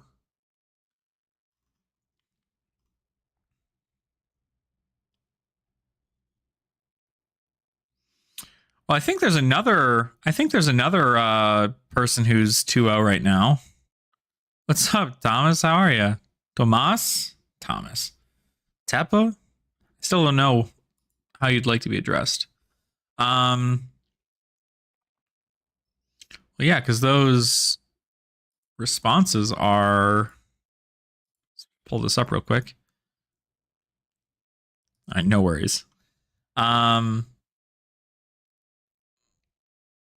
who else is up right now?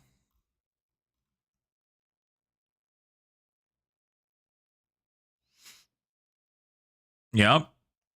Play more bonus games. Haven't got a hold of Pat yet. Oh, okay. Oh, that's right. There we are. Yep. Look at that. Oh, I'm in first. Ooh. Ooh. Offhands and shield. So it's the offhands and shields actually are not able to be played in Clash in any rarity. But the are not in any rarity. In any rarity, but rares and commons I can still get. So I might look those up and add those in there, Jacob. Because I would like to get them. So that's pretty good. So boom. Look at that. First freaking place strictly because I did two bonus games in one. Crazy. So we've got that. We've got Tie-Dye and Darth down here. Gambrelus and Henry at 3. Got Nathan and Eric's at 3.02. Is it really? Damn, that's good shit.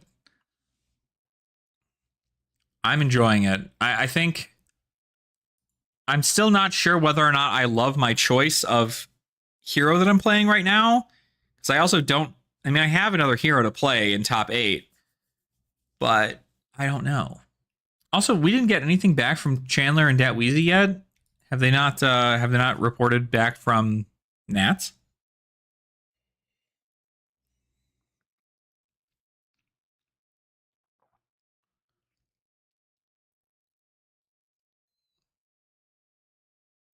Oh, so you get 1 point for losing. Teppa. You get 1 point for losing, but 2 for winning. So you have 1 point because you lost, and then 0.01 because you won a bonus game. Or you won a bonus game. But you can tell you give him a tie. I see. Okay. That makes sense. Well, what the hell is Theo running? You know, I get to check that, right? I get to see what that's all about. Theo, what are you running?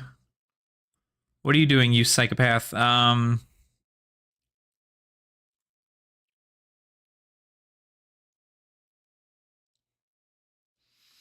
don't even see his stuff in. Oh, there he is. Icelander. Oh, fuck. 99 bonus. Oh my god, no, dude. I couldn't do 99 bonus games. I couldn't do 99 bonus games. That'd be crazy.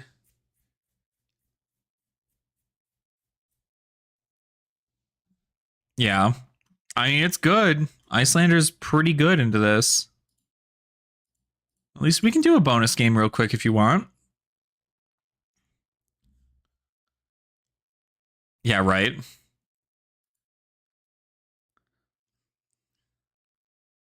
So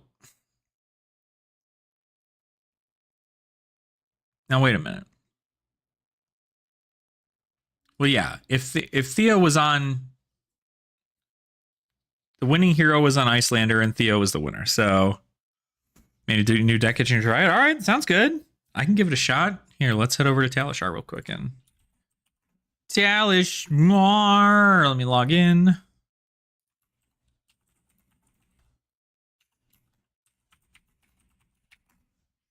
Yeah, right. I think it's funny, right? I mean, hey, you won last time, right? So who do I play? I want to try out Zen again.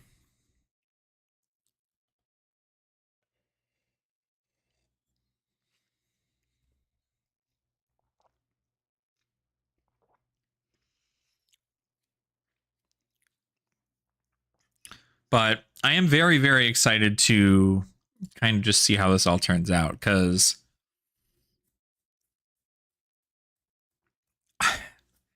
like Icelander, very, very crazy matchup. I'm obviously not going to like tech into it because they can also change their thing. Because if this is their second game, Theo played against Hugh in the beginning. He was also an Icelander, so he's only playing Icelander. Got it.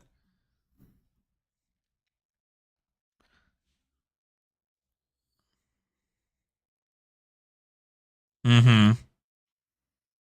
Yeah, it's nice, you know, being able to just be like, yeah, cool. You know, you got to fight hard for your title, right? So I think the thing I'm liking a lot about this is the fact that we have more people playing. Like, just like, let's just take a look at this, right? I don't think it was. It's not up here, obviously, because I'm sure it's, you know, it's an older thing.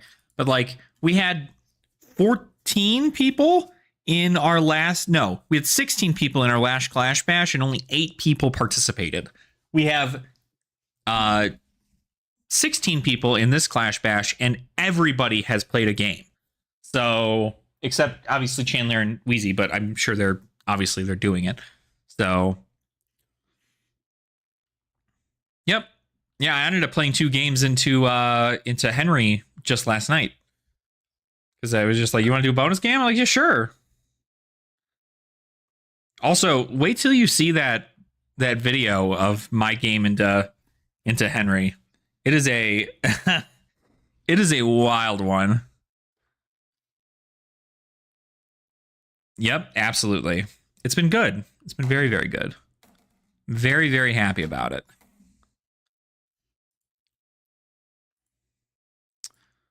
Yeah, so I think I think cold foil weapons, if you're able to get them, you should get them because this is so good. So good. I want this card to be so worth it. Jubil Spellbane. I wonder if this is going to be better now that the Arcane set's out. Trying to see what the class meta shakes out. Yeah, I think that's the whole point is we're trying to figure out what exactly is like on top of things. I did. I sent you both of my league games. But I haven't gone through and scrubbed through the data from one of my live streams where I played all those other games. So I need to get those out.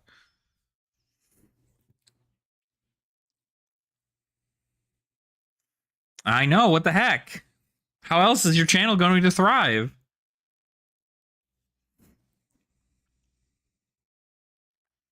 Draw my Glory Seeker and Seeker Smith's kind of crazy. I love Glory Seeker. Glory Seeker is such a freaking good card.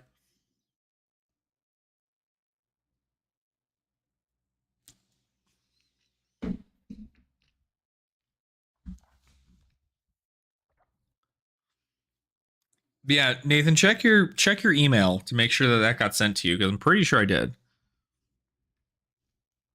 Mm-hmm. Well, you're really gonna want to like turn 0 for Ashen and Arsenal, but getting it now. Okay, cool. Sounds good. But yeah, I'm very excited to kind of see how the meta switches up a little bit, right? Because I want there to be. How do we do cold foil weapons? Is there a weapon that I can add in here?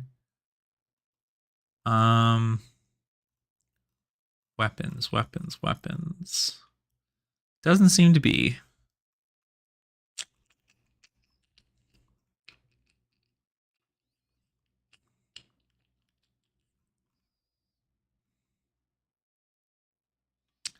Maybe we just make it.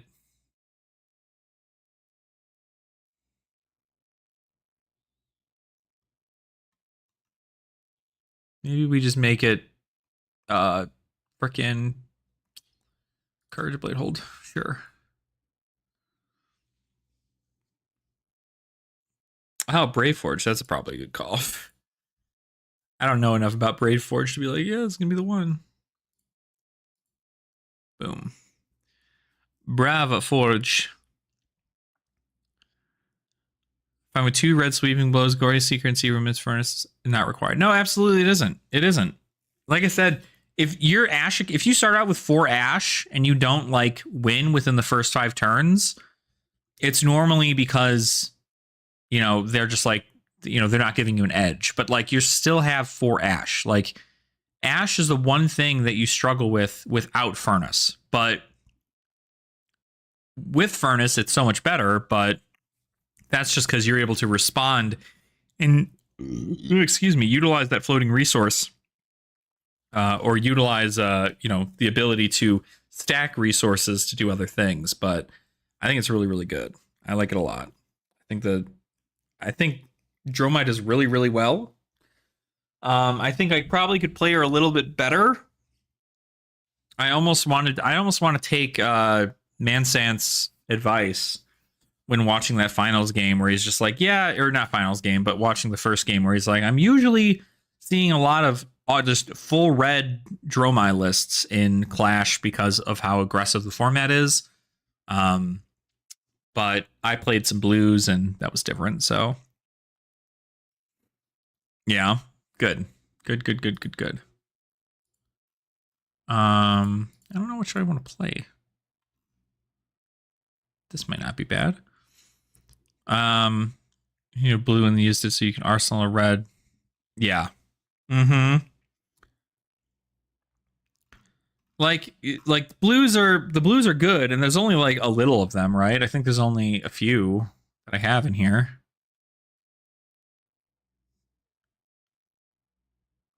Simulating link. Oh, okay. Hold on one sec.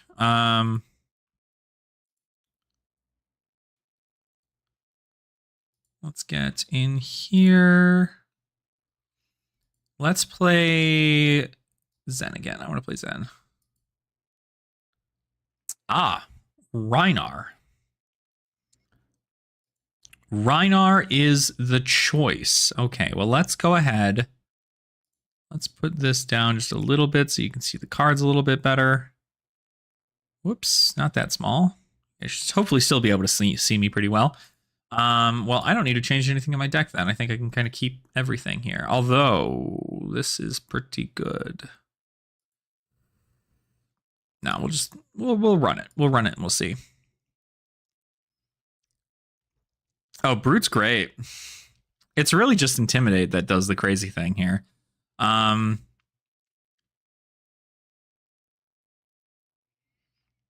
do I do here? Huh. I think I could probably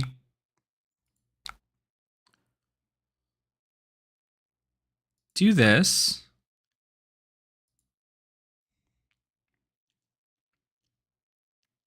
Mm-hmm.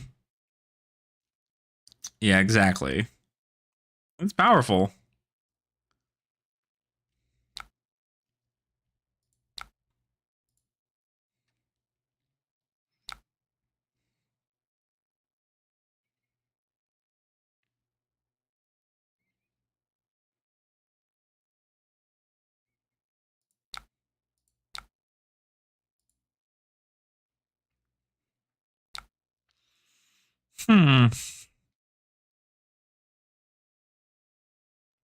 Actually pretty good. Play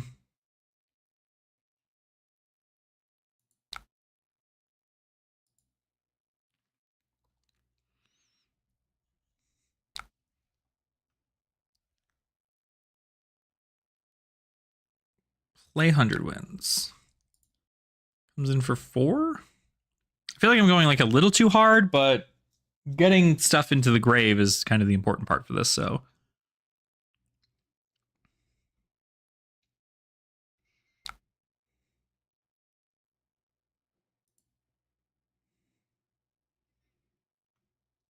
Yeah. I think I just gotta. We could. No, we don't want to get crazy. Let's just not get crazy.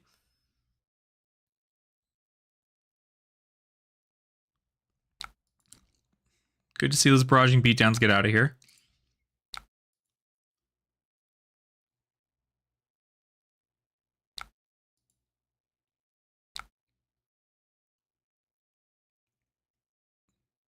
I don't want to use this early.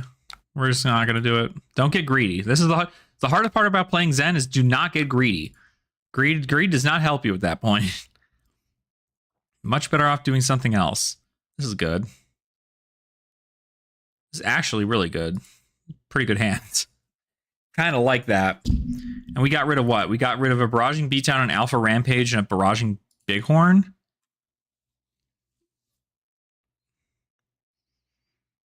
Yeah.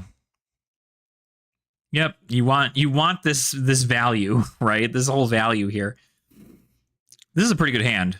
Like, just like look at this hand alone. This is kind of cracked, right? Like, I'm not insane. They got 2 resources off that. Okay. 2 free resources. They had a full hand. What are they getting off of this? Could they possibly be getting on this turn? That's so nuts. Okay. So we've got a barraging and a show no mercy. So for 10, I can block 3 here. Do nearly nothing on my turn. I could block 7, actually. That might be better.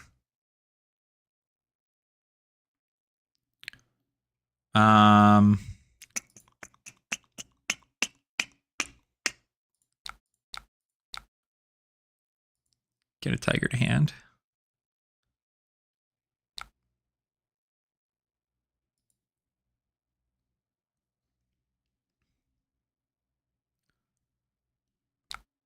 It's good, but it's not super great.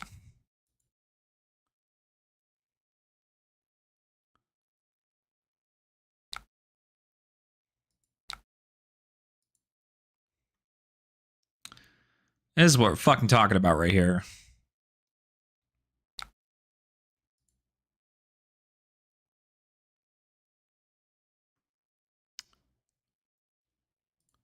So, okay. So we'll first do the tiger form pitch. Get a tiger. 2 float. We can then...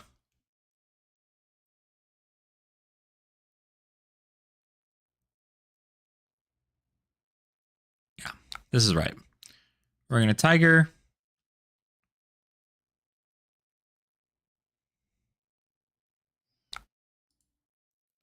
We're going to key.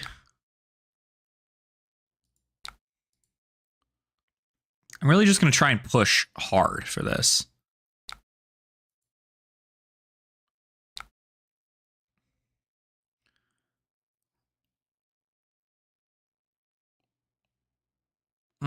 I still feel like it's too early in the game to pop that, so I'm not going to.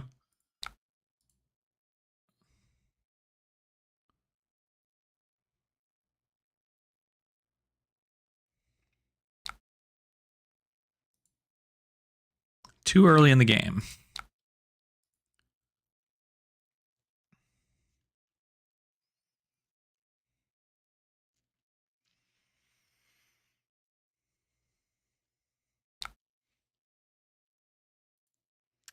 Seven is spicy. You see, you have to keep these cards in hand, otherwise, like, it's just nothing, right? So, nice, okay. Chief Rukatan. Face up an arsenal whenever you play a card with 6 or more power, intimidate, and it put a less than counter. And then if there are 2 or more, you go find an Alpha Rampage. So there's only got 1 Alpha Rampage left in the deck. Rukatan intimidates every single time you play a 6, which they're going to have to probably discard for. So you're looking for at least 2 intimidates a turn. So yeah, 2 intimidates here. This is only coming in for 6. I get to come in for what? Fucking...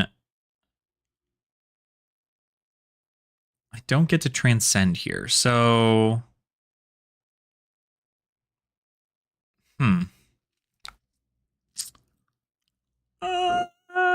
It's not like the best hand, honestly, but it's also not the worst hand. I could...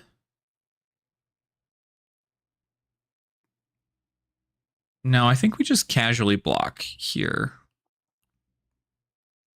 Just block 7, Kakara Untamed.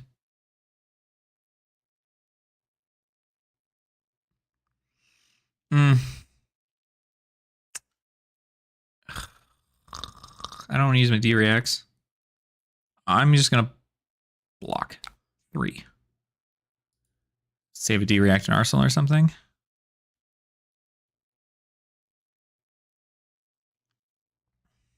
Because that's fine. That's fine. Eat it. What's the worst that could happen? They could intimidate my whole freaking hand next turn.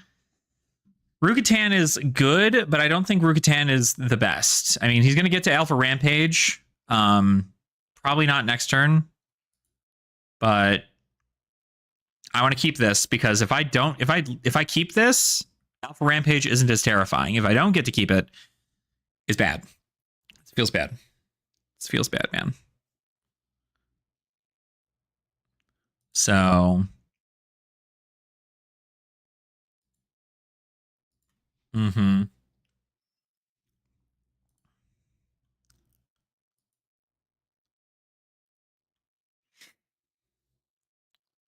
but we'll see. Also, you should probably mute my stream when when I'm facing you, so that way you're not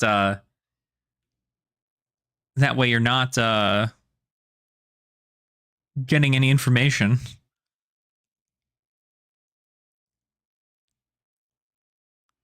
Because your league opponent certainly is never going to give you the information I give you.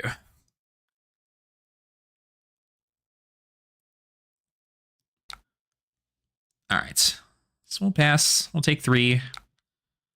All right, we're gonna go ahead and we're just gonna play a. Now he's talking to me in chat in here, as I was talking about Chief Rukatan, and I was like, oh wait a minute, you should probably mute me. Yeah, I think we just got to go in for some damage here. So we're gonna go ahead and just do this.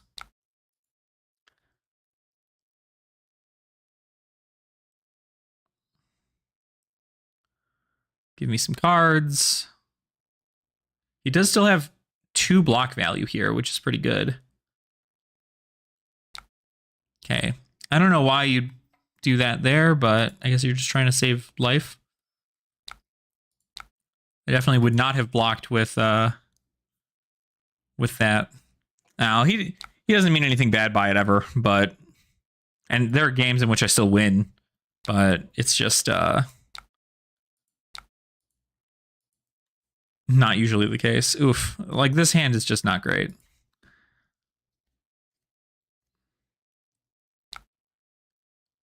See? Look at that. So you play Barraging, Banish, play Smash. I am Rainbow Bonds. Yes.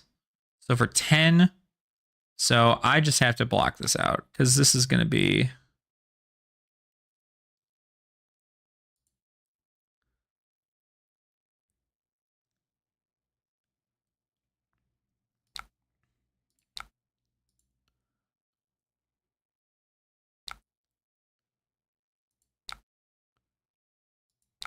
That was their last red Barraging Beatdown. Not much we have to worry about there. Now, see, I don't like the Wind Chakra. I think Wind Chakra is just kind of meh. It's just another blue card for me to start, but which I might actually just end up. What do I do here? What do I do?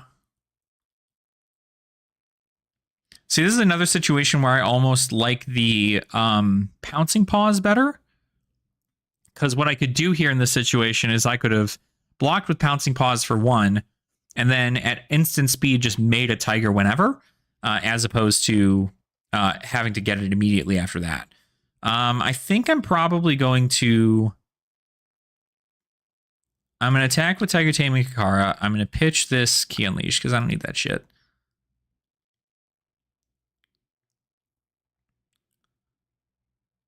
You know, see, obviously, like, they're going to either block or they're not. Right? That's the big deal. But I think Wind Chakra is really good if I can Transcend. I just don't know how I haven't hit my 4 Transcend cards in this deck.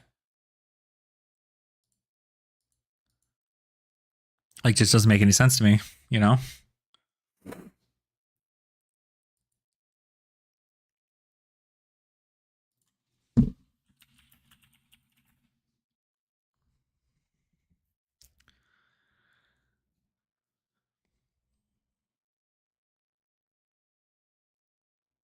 Make sure to restart this in case. No.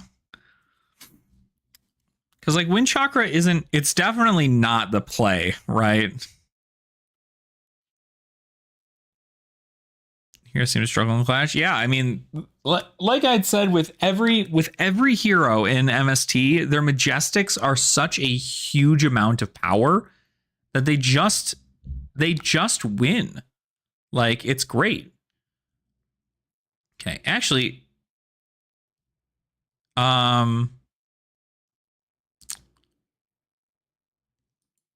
hey, thanks. I appreciate it. I hope to get there. We're slowly but surely climbing, crew. So hopefully, it's only a matter of time. Now this hand's cracked. Are you shitting me? This is insane. Do I just take an Alpha Rampage for 11? Because this is good. This is good. Okay, so they're gonna banish. Oh, so they don't have enough for this. They're gonna play club. Club for 10? That's good. God, club for 10 is insane. Ugh.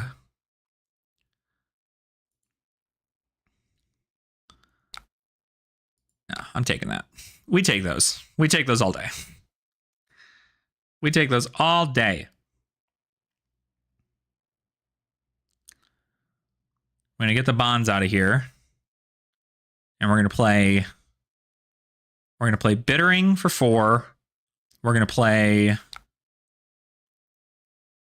Yeah, this is the play. I think this is good. So we're gonna play. It's gonna be +1 on there, which isn't terrible. I'd rather just play it than not, because I'm obviously not saving it for anything. +1 there. We're gonna play Bittering Thorns, pitching that. So that's gonna come in for 4. Aspect of Tiger Body is gonna come in for 4. Go again, get a Tiger.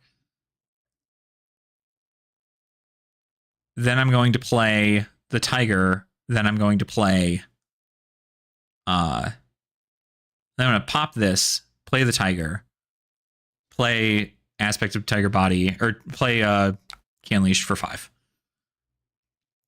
Okay. So boom.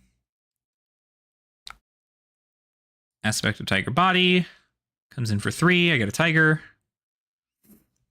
He's still got block on his boots. So he could make it, but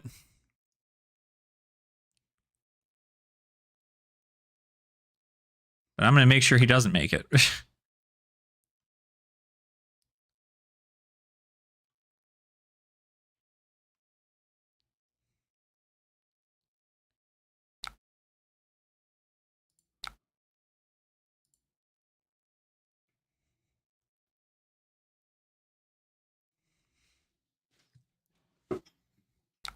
I wish I could have Kakard at this point, but it's fine. Boom. For 5. Love to see it. So this is going to double Intimidate, but he can't actually play it this turn. He can't play this, so he has to attack with Club. Club will come in for 4, and I will have to block it, but... You know what? I probably should have... Oh, no. I couldn't have masked. He blocked all of these cards. That's crazy.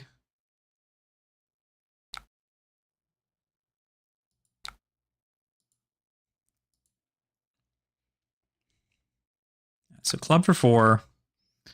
What do I not need in this hand? Breed, probably. Yeah.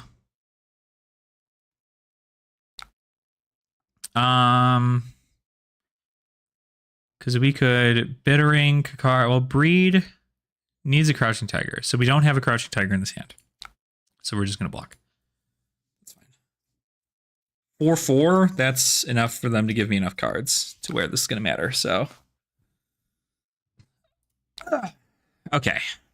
Bittering Thorns, pitch. For 4. Actually, I could Bittering into Kakara. If it hits, come in for 3, and then arsenal this card. Might not be a bad call, but I guess it depends on what they do. They're eventually going to... It looks like they're not running any no blocks, so they're not running like Wild Rides or anything like that. Okay, so they let it hit. So I definitely should play... This is going to get 2 cards out of their hand, right? And then they're going to have to... They're going to have to attack with club. Whereas this will get 1 card of their hand. This gets 2.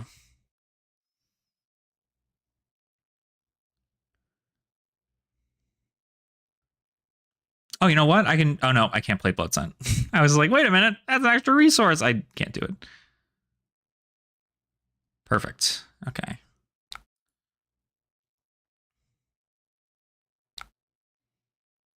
And then we are going to pass.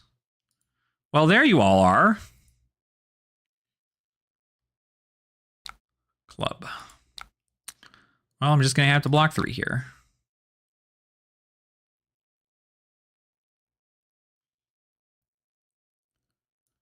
All right. I think we're finally able to do this. So first we are going to play... We're going to play Aspect to Tiger Body.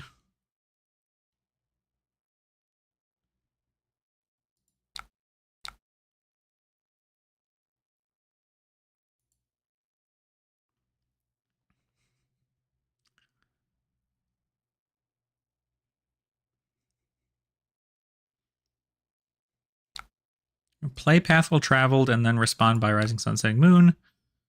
Show the card drawn. Get an inner chi. Do that. And then we're going to Zen, pitch. We're going to get a... That's right, I only pay 1 key Unleashed. So, okay, so let's just think about this, right? That we play Crouching Tiger. We pitch Crouching Tiger Breed.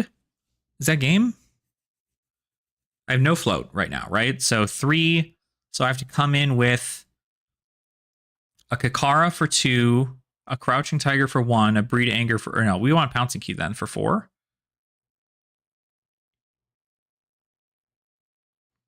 Maybe we just do Key Unleashed instead. Because this is 4... We still got to give 5 cards, right? So 3... No, it's going to cost us an extra resource. I think we just do Key here.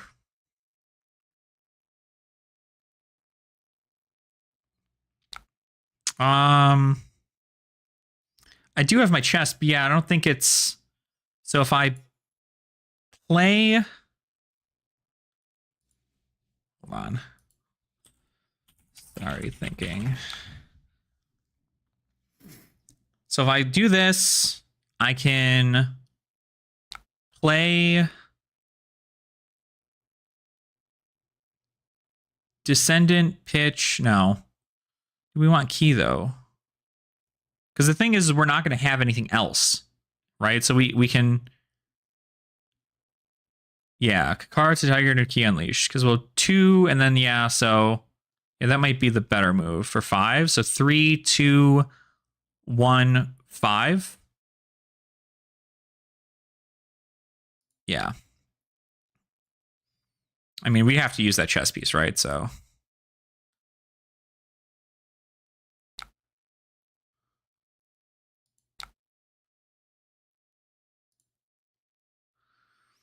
And luckily, Kakara is also still lethal, so they have to block it.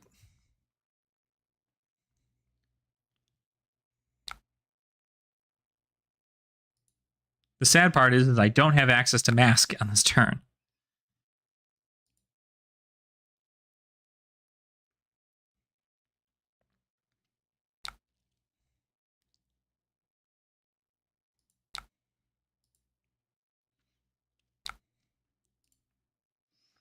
So they can full block here, do nothing.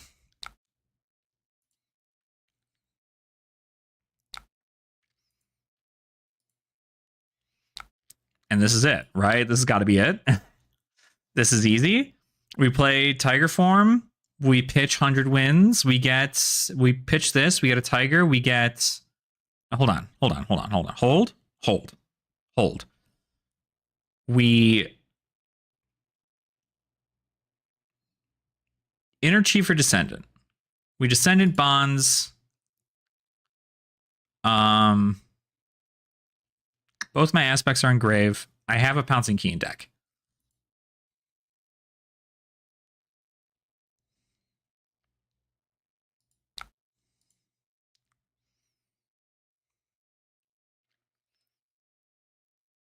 Get a red Descendant, red Bonds. He's at 1 life, so breakpoints kill him. So we need a breakpoint.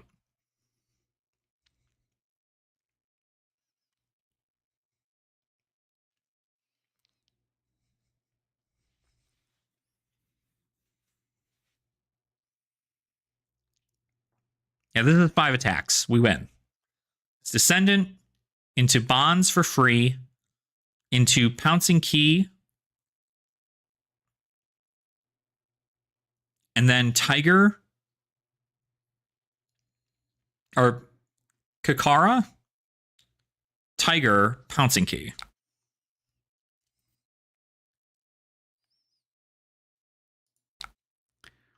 So we just got to make sure we have the resources for that. So yeah, we need 3. So we're going to go ahead and we are going to start with a Descendant Gust Wave, pitching a 100 Winds.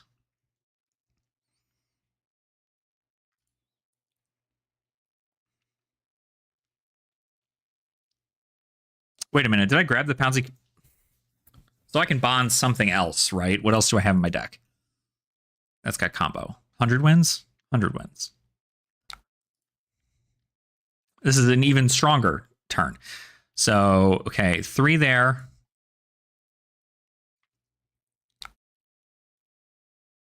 Why isn't Pouncing Key my banished?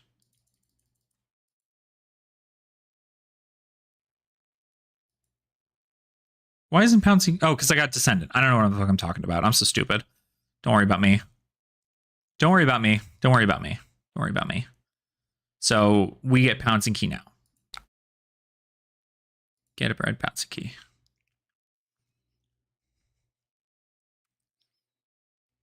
Got to block 2.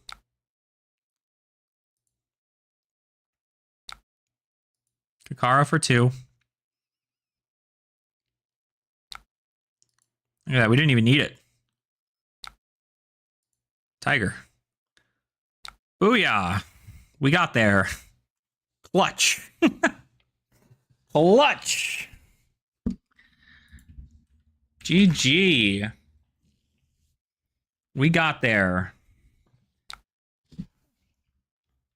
Sure, we can do a rematch.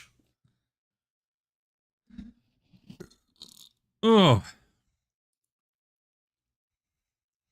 Oh, it's a thinking deck no matter what. Because it's all about sequencing. That's really the big deal. You don't have those turns like you do in Classic Constructed or Blitz where like you're like, okay, cool, all of my tigers get +1. It's like here I have to be like, okay, am I really looking to do that? Like, am I looking to, like, what am I looking to actually get through, right? So.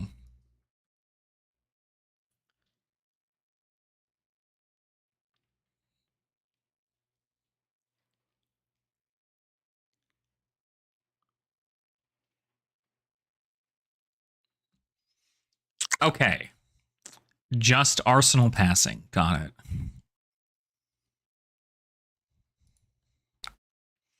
Well, my turn's pretty simple. Sounds good, man. Well, enjoy your armory. Have a good time. Hopefully you have a lot of fun. Let's just get these out of the way here.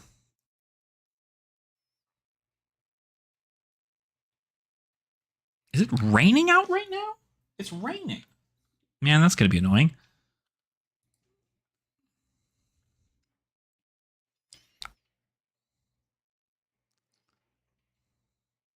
Okay, now we're going to Kakara. Oh, nice. There you go. Everybody's got fun stuff happening tonight. Well, that's good. After this game, I'm probably also going to head offline. I've got some videos I need to make and edit and go on from there, so...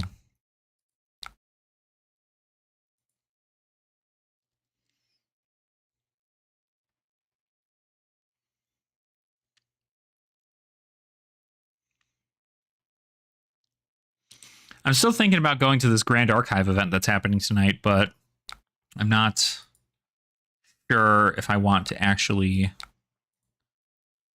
go.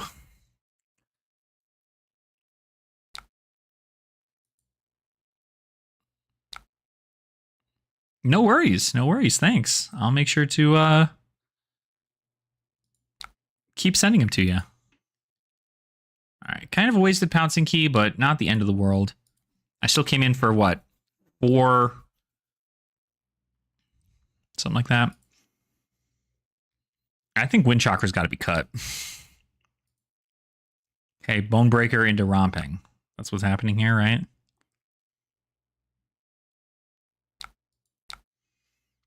So I could preserve my hand. Wind Chakra, of course, Wind Chakra got fucking hit. So our turn is what? Our turn is like nothing. We could 100 Winds into a Tiger Taming Kakara into a...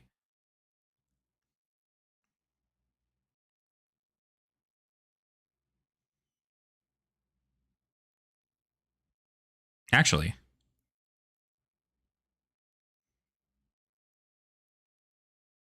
it's not that bad because we do have Key Unleashed. We could 100 Winds into a Tiger Taming Kakara into a...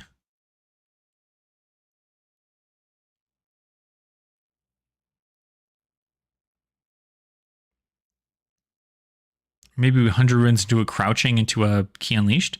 That's actually cool.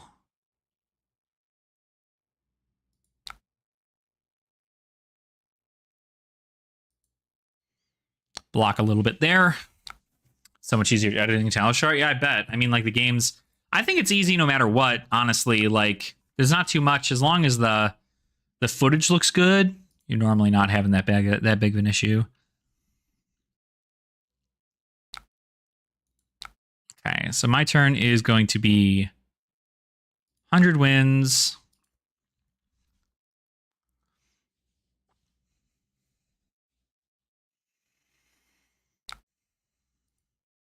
Into Tiger Taming Kakara.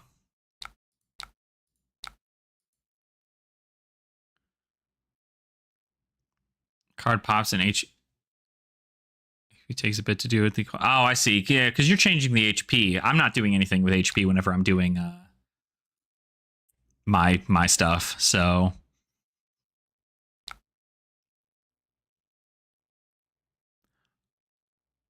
that doesn't make any sense.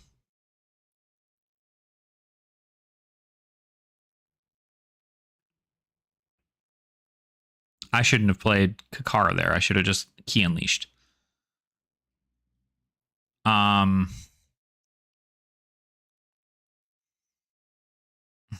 just don't want to pop this right now, but I should. Because they're obviously keeping cards in hand. Tiger?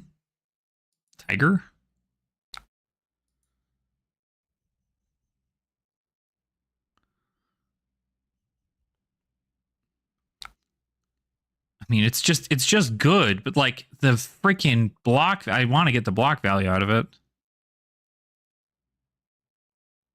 I'd almost rather come in with this blue bond, so I have bonds in the grave.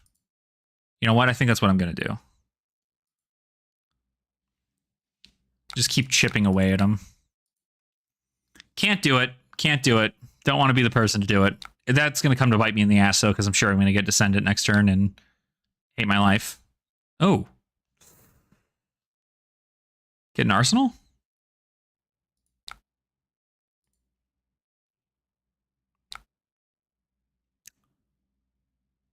Actually. Pop, Breed Anger, pop, Crouching for 2. That's 6 more damage. He wants to keep his hand. Oh, God. Fuck. No, I should keep that in Arsenal. That's right. Should just keep it in Arsenal. Don't get greedy. That's what it didn't. Literally what I said in the last game. I was like, don't get greedy, Alex. You see? Look at that. We would have lost out on 2 block value if this were the case. Beast mode. 12? Oh my God. What the fuck? What the fuck is this? And look at that, right? There's my Descendant. Stupid. I knew this was going to happen. So next turn could easily be Untamed into Kakara into Fluster if I don't block anything but this, right? But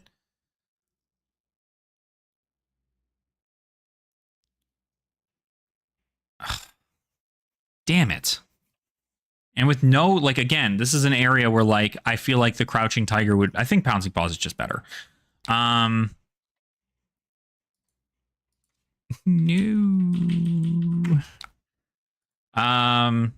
But part of me is just like, do I even care, right? Like, at this point, I could just probably block out and just key Unleashed into an Untamed, maybe?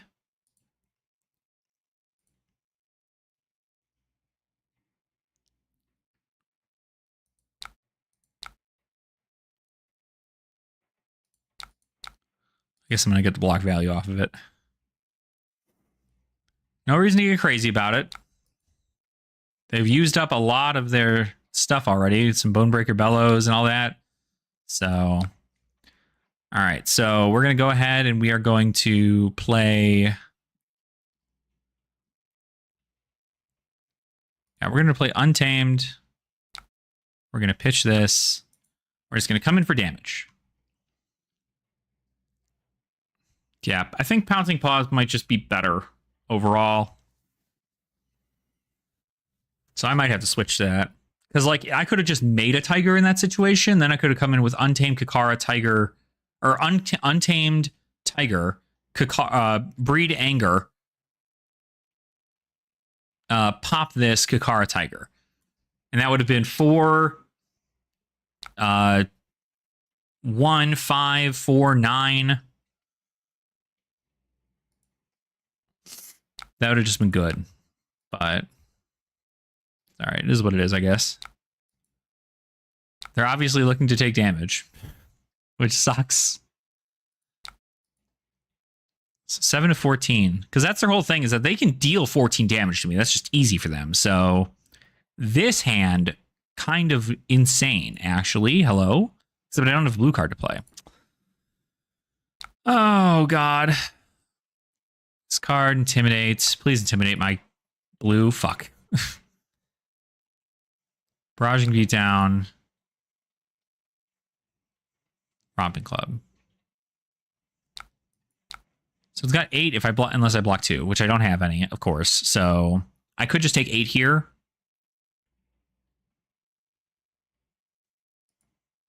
I actually might just take 8 here. Because I feel like this is really good. They're obviously not running Pummel either. I'm not seeing Pummels.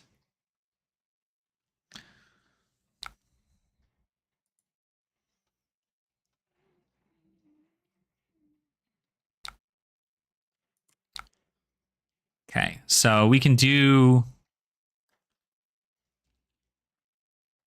Let's just start it off. Obviously, we want to start off with a Bittering Thorns. We want to pitch this.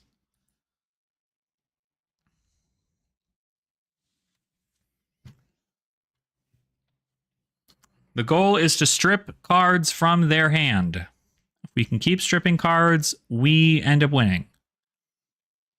That's 4. They got it. Then we're going to play Aspect of Tiger Body.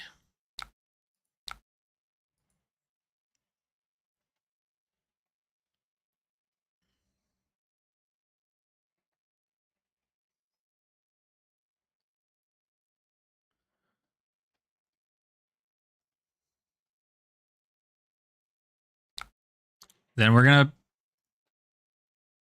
pass. Then we're going to play... What do we play? We're going to Shuko here.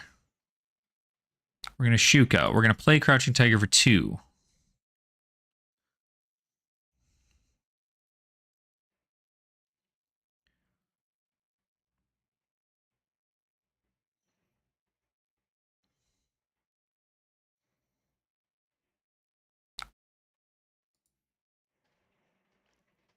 We're going to Breed Anger.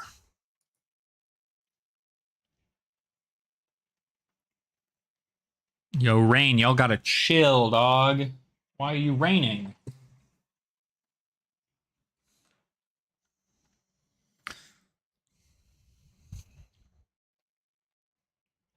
Okay, He's going to want to keep a card in hand, for sure. But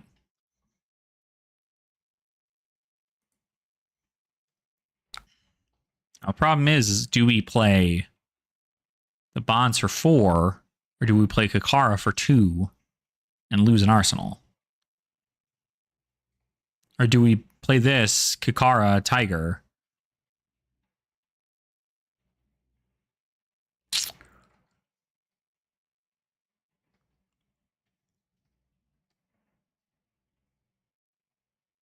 I think we just Kakara, Tiger here.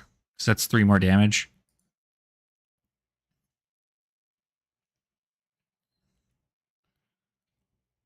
Okay, let me just say that this is my 5th chain link off of a 1 pitch blue. Just make that completely and utterly clear.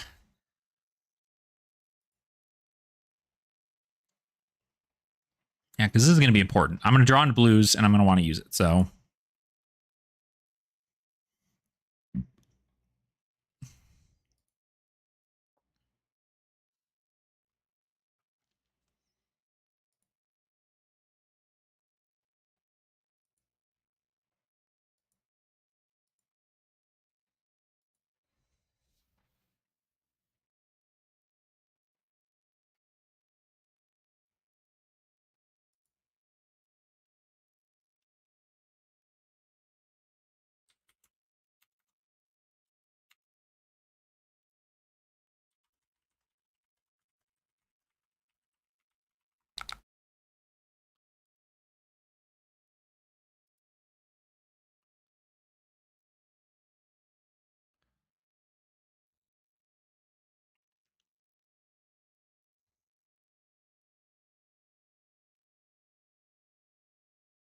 Yeah, because I want to get them as low as possible. They're obviously going to pitch club, and I can just take club here. Because this will be for 5.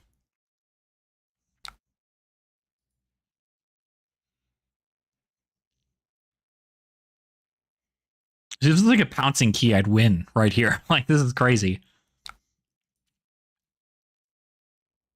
All right, 1, 2, 3, 4, 5, 6 chain links and an arsenal. And that's on Zen, baby. Good hand. Good hand. Good hand. Good hand. Good hand. Good hand. Good hand. 5? Let's fucking go. You don't have this. You ain't got it. You ain't got it. I'm going down to 1. This is my game.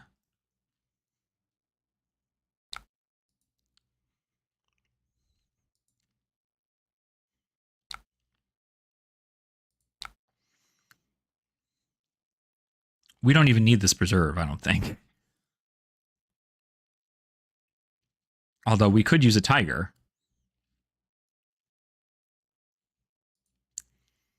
Oh yeah, we need a pouncing key. So we do need a tiger, actually.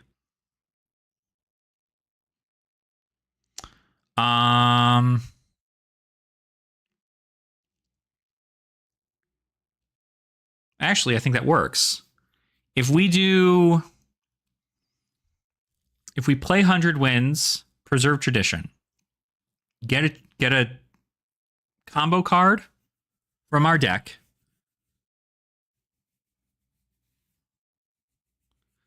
I play Breed Anger into Descendant, and then I play Bonds for 4 into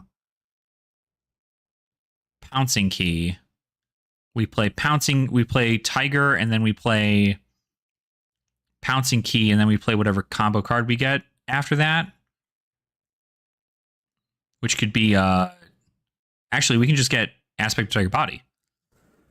Okay, I think that's going to be right.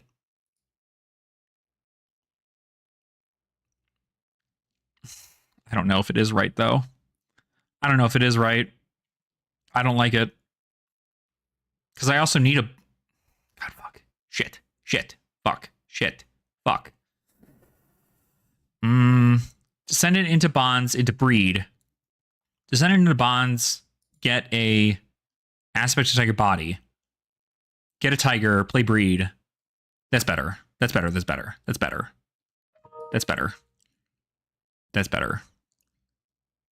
We don't need Chi. We don't need Chi where we're going.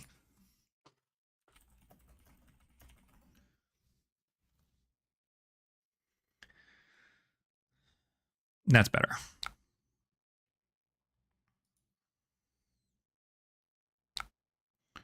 Bonds. Get a aspect of Tiger Body.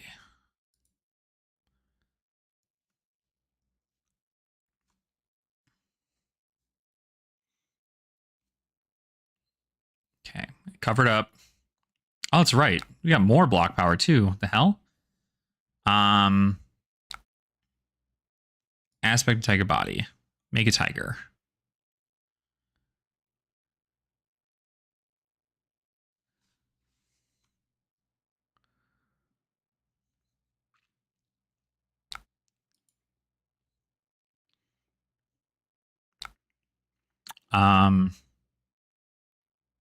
Kakara for 2.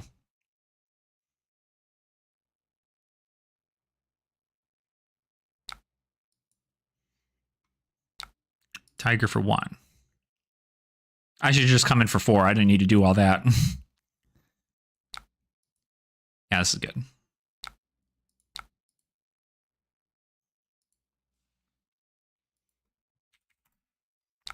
Booyah. 6 chains, baby. They don't call me 2 chains, they call me 6 chains. Woo! Shit. Wow. Very powerful. This is just fun. I like Zen. Zen's pretty cool. I think I like Zen a lot.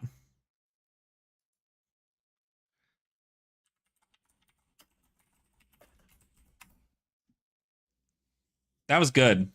That was good. That was good. That was good. That was good. All right. So, very powerful. Zen is just disgusting. He's just really good. So, we've got that going. All right. That is probably going to be it for me today. I'm going to probably go ahead and double check over some stuff. I know, right? I'm telling you. Because that's the downside with Brute, right? Is like you have to have cards in your hand, otherwise you die. Whereas like with me, I'm just like, well, if I have like 1 0 cost attack, yeah, 4 to 6 links a turn, definitely pretty insane. So you missed the whole thing? We'll go back. There's a VOD, you know, it's a live stream, but obviously you can hang out with me here. But essentially what we did is we were playing with Zen and Clash, and I'm just able to do disgusting stuff. I feel like Aspect of Tiger Body is cracked.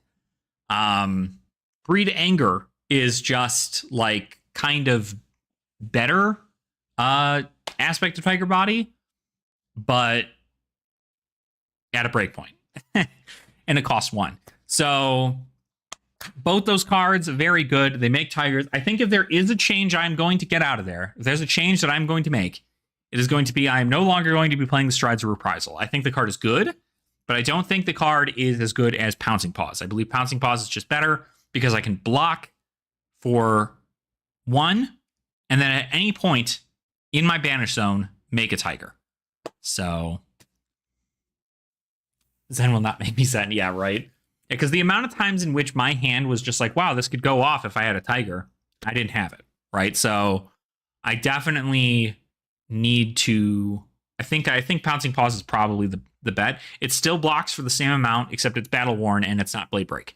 So the only time in which that situation might be better, I might actually switch out one of my sideboard pieces for Strides, just because if I'm going to play against a hero with pummels normally, maybe like a Guardian, I could play Strides instead of playing I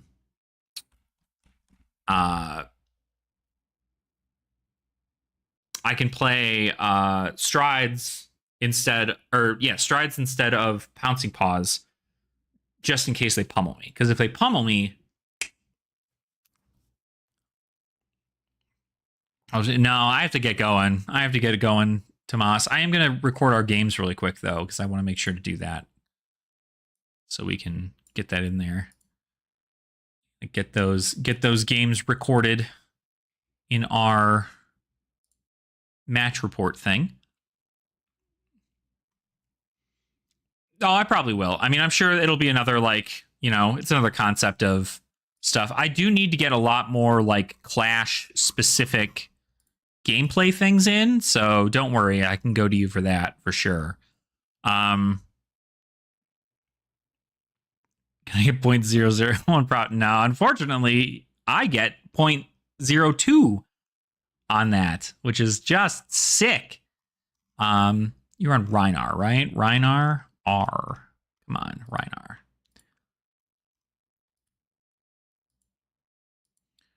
Winner was me. There was Depa bonus game.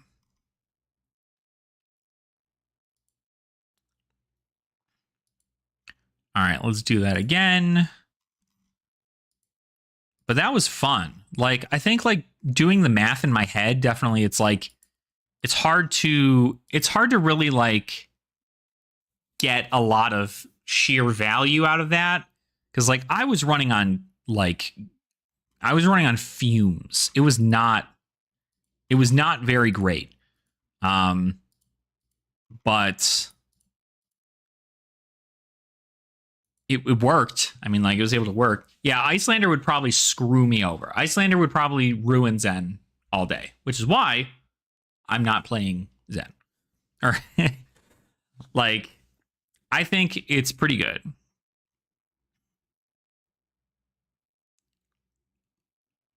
Yeah. I mean, he's just good. Like I said, like, I mean, you know, it was shown there, right? 4 to 6 chain links on a regular basis on like a turn in which I had no armor. I had nothing. I had no armor and I was still able to go 4 to 6 chain links. It's just because Descendant into, or Gust Wave into Bonds. Descendant into Bonds makes my combo 1 card longer. And then cards that give me Go Again and then also a Tiger give me another one. And then I have other stuff. So very powerful. Very powerful. I do also kind of like the it's unfortunate that the young formats definitely have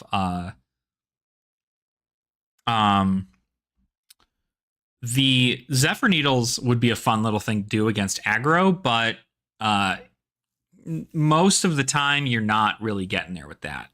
It's a very defensive format in these young formats, so you're going to get blocked out and your needles are going to be destroyed. I'd much rather have a Kakara that comes in for 2 and then gives a Tiger +1 so that it's an actual like breakpoint, essentially. Or at least makes them use armor. So, yeah, so that's nice. So I'm now even further ahead on the leaderboard. I have 7 matches played throughout this format and throughout the season, and I am undefeated in nearly all of them. I have 1 loss, which was I was playing new into Olympia, I think. Yeah, I was playing new into Olympia, and I lost. Or it was Kasai. It's Kasai. I think it was Kasai, and I lost. But it was all right. So it's 4.04. So I've only won 4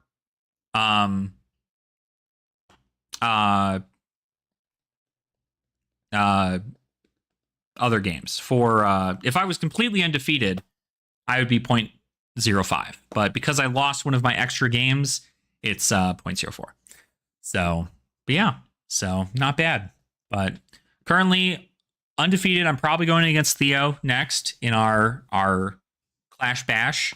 So I get to go up against Icelander with, I'm not sure with what deck I'm looking to do, but absolutely. I'm sure we will, man. I'm sure we will. There will be plenty of times. If there's a deck you want to try out, there's a deck I want to try out. If you want to make it a league game, we can do that. But for right now, I will I'll be heading off. I have some other videos I want to make real quick. And then I'm probably going to be streaming later tonight on my Twitch account. We're going to be playing some video games maybe. So keep an eye out for that. And we can go ahead and do that.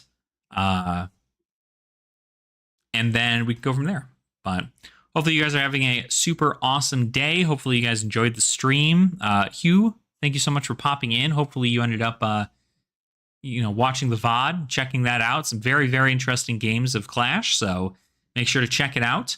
And I'm going to go ahead and head on out of here. You guys can check out our Enigma Clash video that just came out today. I posted that just today. So if you haven't seen it already, go check it out. You guys can also, I realized there was supposed to be a giveaway that I did, and I don't have the proper stuff for it. So we'll do a giveaway sometime here very soon. Maybe I'll put it in an actual video. But yeah, we'll go from there. But make sure to check those out. Yeah, hopefully no injuries for you tomorrow. So have fun. And everybody just make sure to have a great rest of your day. Make sure to continue having fun in the flesh and blood. And I'll see you all very soon. All right, everybody. Nerd out.